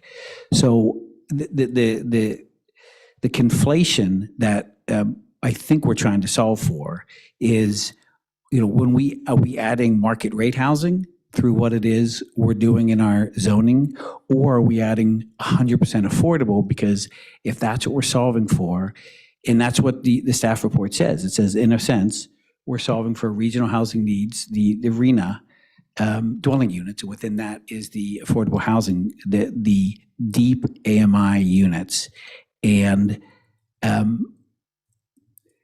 we're not messaging to the community the market rate units we're adding. And the community may 100% be fine with that. I know that we don't know the answer to that. I know what the community wants is 100% affordable, and what the community wants is deep affordabilities. So I take slight umbrage at conflating the two, because I am not, and that reference might have been this way, and I certainly am not against affordable housing. It's what I do for a living. I build supportive housing for folks that are intellectually and developmentally disabled, or folks that are unhoused, or folks that are homeless. But the difference is not market rate. So market rate in the zoning we're talking about, the zoning we're talking about here contributes to market rate housing. And are we having that discussion with the community? I don't think we are. So I want to make sure that I articulate a distinction between wanting to walk through density change versus not being against affordable housing in our community, because those are two very different things. Thank you. Through the chair, may I respond since he's, thank you. Thank you, Commissioner Barnes. That the specific example was off the top of my head. I don't disagree that there's a much more complexity. The point I was trying to make was I actually disagree with the idea that we should recommend that we just send some sort of a statement that we're against doing this housing element update altogether. Like, I don't think that's a productive mode for the city to go into. And so, sure, PG&E worker, I'm sure there's a range of affordability levels they may or may not qualify for, but the point is really just that we need more affordable housing of all kinds, and we probably also need some market rate housing. That'll all come with it. And so it was a higher level point, not a specific point. And so, apologies if that very specific employer example threw you into a different kind of frame of what my point was trying to make. So great, thank you. Through the chair. It wasn't the PG&E, that was just off the top of my head. It's the contrast between wanting to be a better community and also realizing that market rate will be added, and is that the discussion we're having with the community? That's what I'm teasing out through my example. I think that's clear, though. I mean, all the numbers and the housing element for, all of the work over the last several years that you have all put into this show that it's about 50%. It's like 50-50 is the goal numbers. What was not in Connect Menlo was almost a 4-to-1 ratio, historically.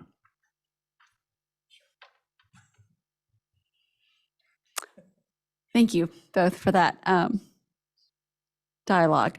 I think I might just check in. I feel, well, don't let me cut anybody off short. I feel like many have had a chance to maybe sum up their broad points. So I just want to check in with Mr. Smith if you feel like you have the feedback that you were hoping to get, or that is useful to move ahead. Yeah, I think this has all been really valuable feedback in helping us sort of prepare for the next steps and to share with council the recommendations that we've heard here.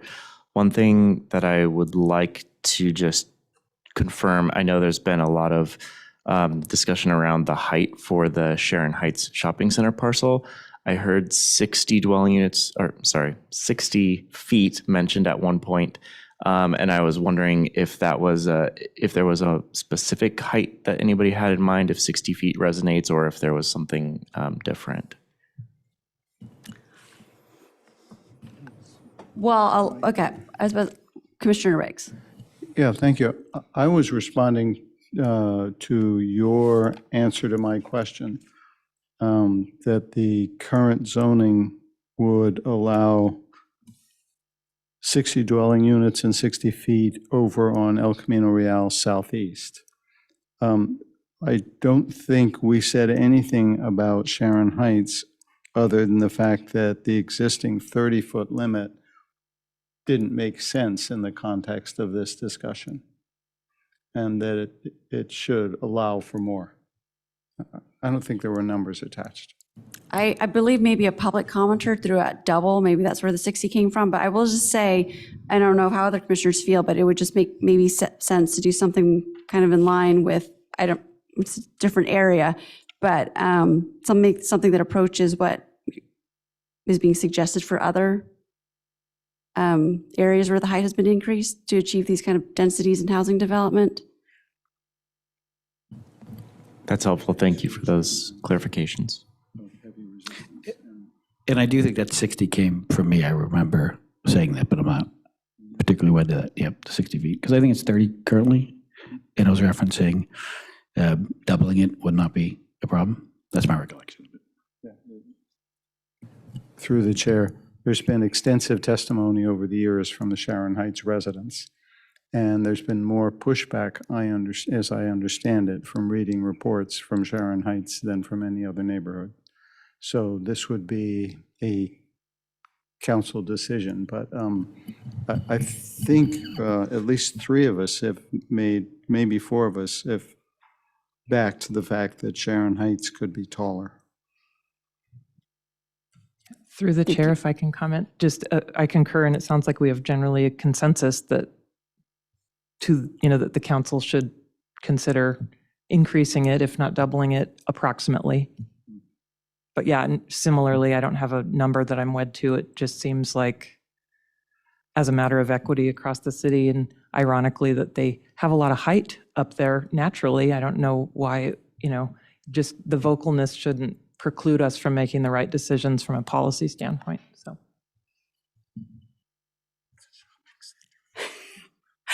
Does that answer your? Yeah, that's very helpful. Thank you. We'll look at height increases and something that is sort of in line with the density that's proposed there. Thank you. Commissioner Riggs. Yeah, just for 30 seconds, since Mr. Smith is collecting the overall comments, I want to make sure my vote is in there to emphasize for sale units where we're in a position to encourage one over the other. I think that's always a plus for a community. And also, just a matter of trying to keep my list short, but I have long been a childcare proponent, and having done, I think, 4 childcare projects as an architect, I can tell you the hoops you have to jump through in order to get certified by the state to do childcare, and I'm talking at the 16-kid level, that it's not like your grandma decides as she starts to lose her memory that she's going to start taking care of kids. That's not it. Yeah, so thanks.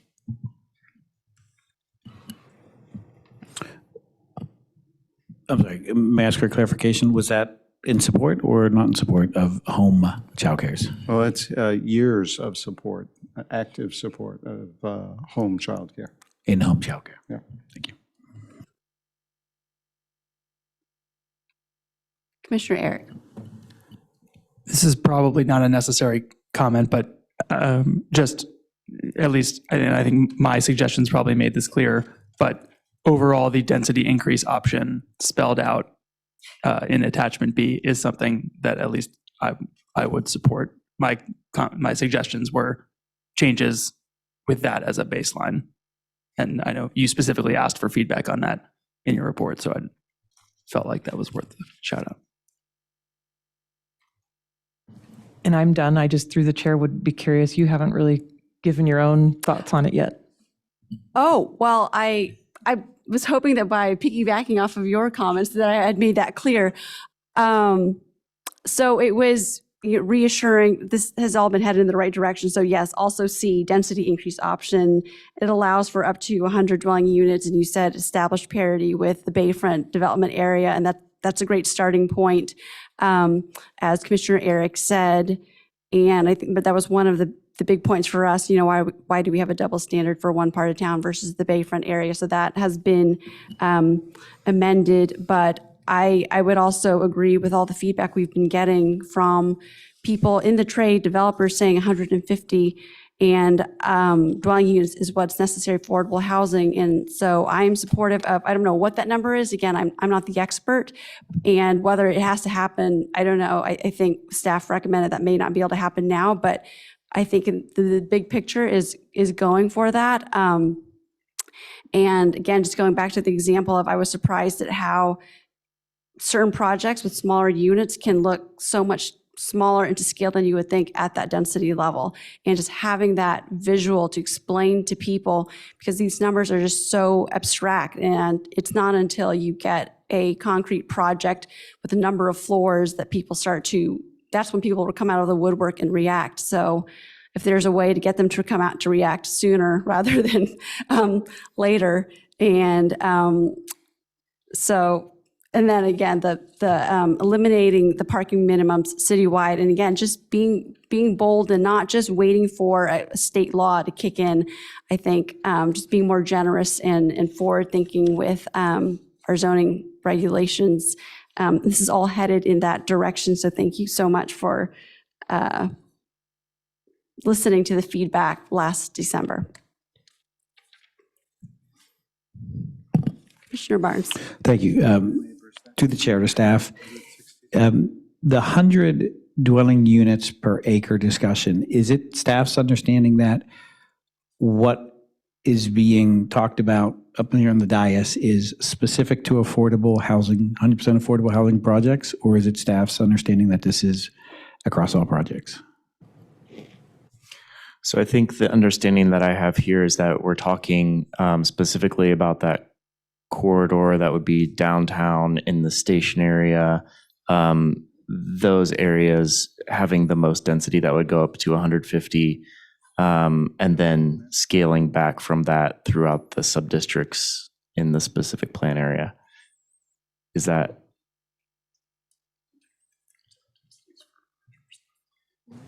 Are you asking the question of like the 100 dwelling units per acre, does that include market rate as well as affordable? I think the answer would be yes, as it's written.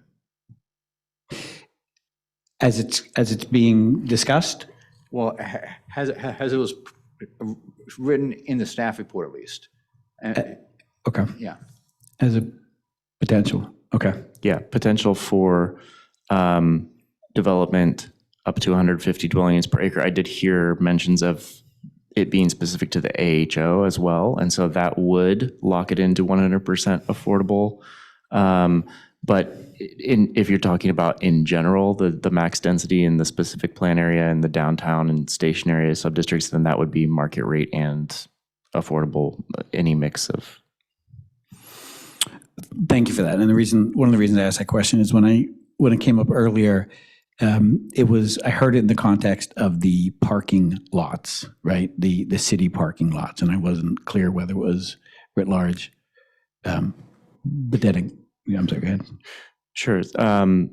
I think with the downtown parking lots, we have a little bit different option there because we can set the parameters for what we want that development to look like through the process of, it's city land. So going through that process, we can set a target for how much we want to see in a development proposal. And because of the unlimited density for 100% affordable housing, it could be well above 100 or even 150 dwelling units per acre if that's what the city chooses. And this is a question to Arnold. Mr. Arnold, at 100, what happens, let me phrase this. So what is happening to the number of stories as it gets above 100 dwelling units per acre? And I know there's different parcel sizes, but I'm trying to conceptualize. When we're talking north of 100 units, is that now 8 stories? Is that 9 stories? Is that what's a framework to think about this with? Because I'm having trouble putting this in my noggin. Okay. So if you have an all residential development in about that 7-story, 5/2 limit, you could be, 125 dwelling units per acre is probably achievable on that with approximately 50% 2 and 3 bedroom units. Now, the thing is the size and shape of the lot, the size and shape of the lot, step backs and things like that, open space requirements, those all come into play. So it's, when we're talking about 100 dwelling units per acre in the downtown area, we're also talking about a component of commercial within that. So there's commercial as well as residential in that, which is a little bit different than if you have an all residential project. So once you get above that 7 stories, so you're talking about a different building type. If you're looking at a per acre basis, about 20 units to 25 units per floor, depending on how big your units are. So you can figure, well, you can start stacking floors and come up with what that density is going to be.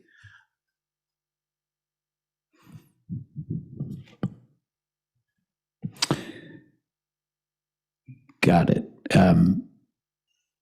So if there's not a parking minimum, excuse me, if parking is not required and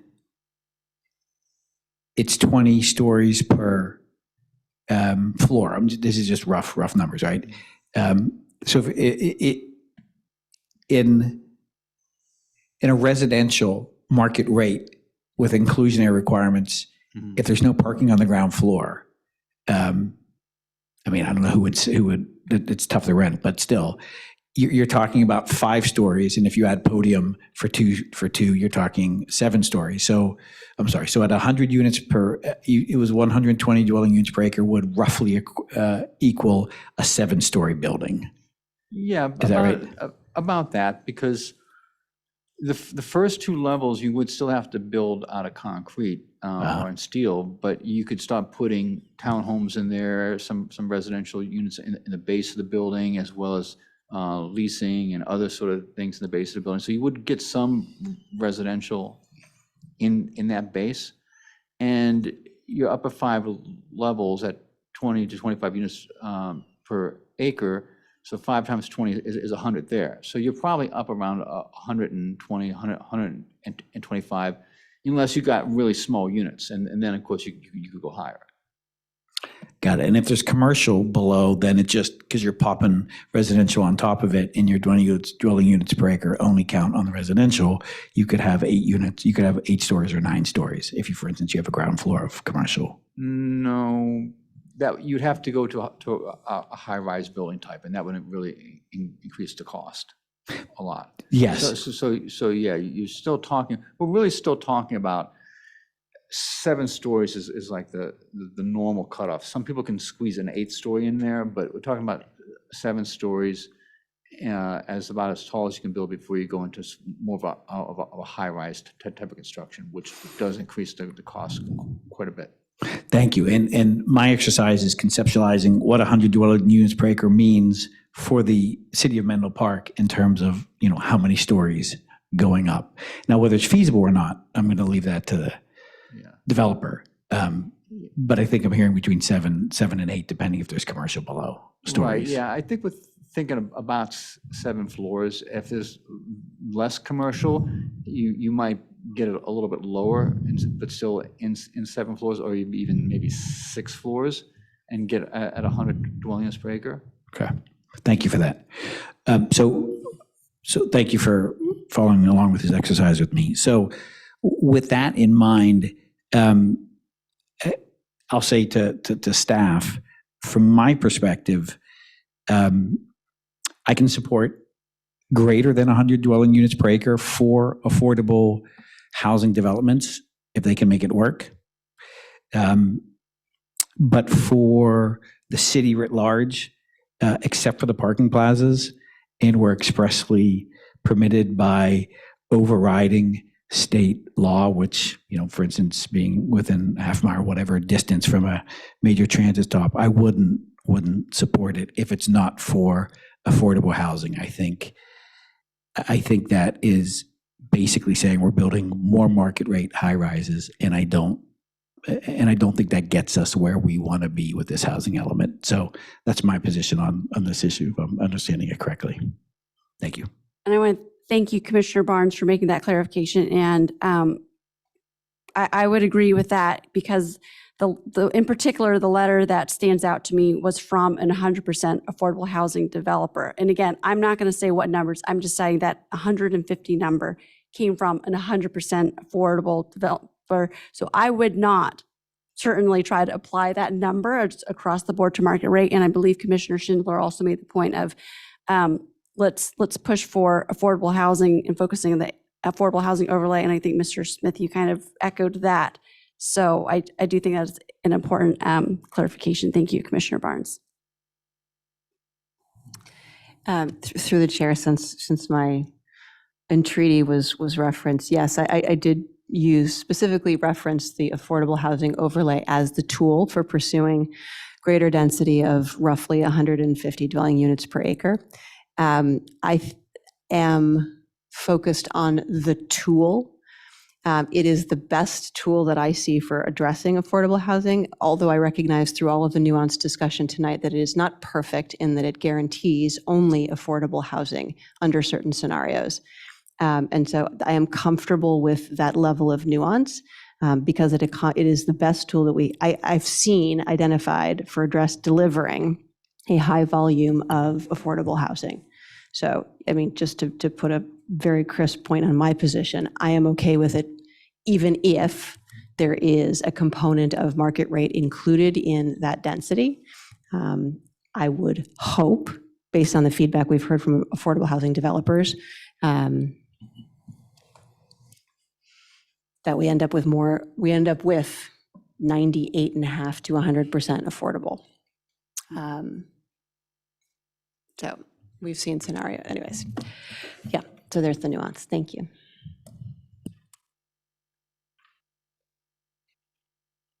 Any additional comments from commissioners? I guess may I, through the chair? Of course. Commissioner Barnes' questions are raising kind of a different question for me, is to understand how a mixed-use development, so if it sounds like the example that Commissioner Barnes was walking through was at that higher unit density level, how high would it be was the question, but it sounds like then it was also a mixed use with parking below and some retail, or I guess I'm trying to understand what's allowed if we're going with the density increase option. If a developer says, yeah, I want to do this awesome project with 100% affordable and max out the units, can they also add retail and other commercial uses that then even increases the height further, or does the height caps still stay? And because I had thought, based on example projects that we'd all been sent, that you could definitely fit a project of that size in about a 4 to 5 story envelope. Yeah, so once the density bonuses start to come into play, you can ask for certain incentives or concessions and one of those things could be additional height in order to make it work, that you could actually develop at the density that you're entitled to under the density bonus. So you're saying there could be, let's say, for sake that option C, density increase option, goes through, and that's what we say is allowed. They can ask for even more if they want to, but that's discretionary then? There would be certain incentives that they could request as part of the application. So different things could be like they can ask for an increase in the floor area ratio. They can ask for additional stories or height, parking changes, those kinds of things. And then that would come in as part of the application that we would consider granting as part of, in order to make it, if they need those things in order to make the development work, then they would be granted those incentives, concessions.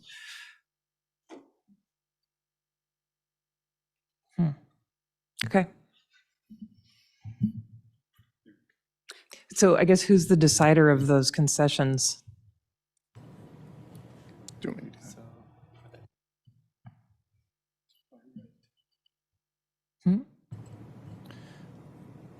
Well, yeah, it depends on the mechanism. So if they're concessions that are being awarded through the AHO, it's the same. I guess actually in both situations, I think it would be the same, that even the state density bonus allows for concessions, incentives, and waivers as well. and they're reviewed and approved by the same decision-making body that's approving the underlying entitlement. When the state density bonus is implicated, you'd asked if they're discretionary concessions, incentives, and waivers, and there are modest thresholds that the developer has to show to demonstrate eligibility. Once they do that, there technically is discretion to turn it down, but it's very limited discretion. There's only very specific circumstances, primarily related to health and safety issues, that can be used to turn down incentives, concessions, and waivers. But there's a little bit of play there, but not full unfettered discretion. So then just to kind of, as many of us have expressed before, in order to balance the need for housing, affordable housing in particular, with quality projects that keep Menlo Park, where is there is this your density increase option C with potentially a few specific tweaks you feel like is hitting that right tenor of achieving what we need to achieve for housing goals while keeping kind of a level of local discretion over the look and kind of mass of projects? Is that where it came, why you're rooting on these numbers? Yeah. In essence, that's what we think is needed to achieve these affordable housing, especially developments. Okay. Sorry, I just was sent me down a little different path than I was expecting after Commissioner Barnes' questions. I think part of the genesis for the height and development standards that you're looking at too is, well, that's the input that the team has had to try and identify what development standards are compatible with feasibly developing at those densities, and the better job that your development standards do at supporting the density that the code says you can get to or that you can get to with a density bonus, the less likely it is an applicant's going to need the incentive, concession, and waiver. Where they're most often employed is when you have development standards that, as you apply them and they overlap, they conflict with the ability to actually achieve the densities. So we're trying to find that sweet spot where we have the right level of regulation that gets to the project that you're looking for, the right outcome, but that supports the densities so that there's less need for a project to ask for those incentives, concessions, and waivers. That's the balance that we're trying to strike. Thank you. Thank you, Commissioner Farrett. Commissioner Eric. Thank you. Through the chair, I did just want to follow up on one comment that staff made about your outreach to developers and what you've heard from developers as part of this process. I believe it was at a prior meeting, Commissioner Reggs made a good point that there have been lots of historical efforts to revitalize the area around Santa Cruz Avenue, and developers haven't always bit at that opportunity. So I'm curious, what is the tenor of things you heard from developers? Would this density option that you're proposing properly incentivize them to build the things that we're saying that they can build? So we have done outreach in the past, and I think a number of commissioners have rightly pointed that when we talked to especially affordable housing developers, they were saying generally that they would obviously appreciate more density, and that I think 150 range was a number that we did hear at that time. From various property owners in the specific plan area, I mean, we've had a number of contacts for different sites throughout the city for the housing element. I think what I typically hear from the specific plan property owners is more of just an interest in understanding what additional density would be permitted on some of these sites, but we haven't had anything too particular in terms of anything that made me feel like there's a proposal coming soon or something that would be concrete enough to share, essentially. Thank you. I appreciate it. Any other comments on this agenda item? I have a question, if I may. Please. Through the chair, Mr. Smith, we, of course, logically are focused on housing here, but a prime intent of the specific plan was to see Santa Cruz revitalized with new buildings. And we've had very, very little construction on Santa Cruz in the last 9 years. And as I mentioned earlier, it doesn't make a lot of sense to knock down 5,000 square feet and build it at 5,000 square feet again, because you have to build parking underneath. But there is no additional parking. There's only the parking lots, which somewhat ironically, we're talking about wiping out the parking and building housing on. Something, by the way, I do not think we have the legal right to do, but the conversation can go on. What are we doing, if anything, in this proposed zoning change to upzone the commercial on Santa Cruz, and for that matter, on Menlo and Live Oak? So the FARs that are currently allowed for commercial uses would be maintained, but we don't have a proposal to expand on that. So any additional increment of FAR would go towards a residential, essentially a mixed use proposal for a site. But the FAR was expanded, although not hugely. I mean, it's 2.0 instead of 1.0, but you can't build another level if you don't meet the parking requirement for commercial. Are we adjusting the parking requirement, or unstated here, are we considering a parking structure downtown?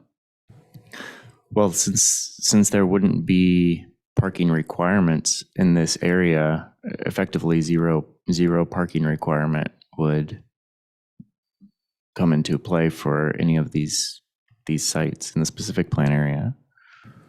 All right, but given that landowners have made the observation that there is no parking at lunchtime, why would a commercial property owner double the FAR of his property on Santa Cruz?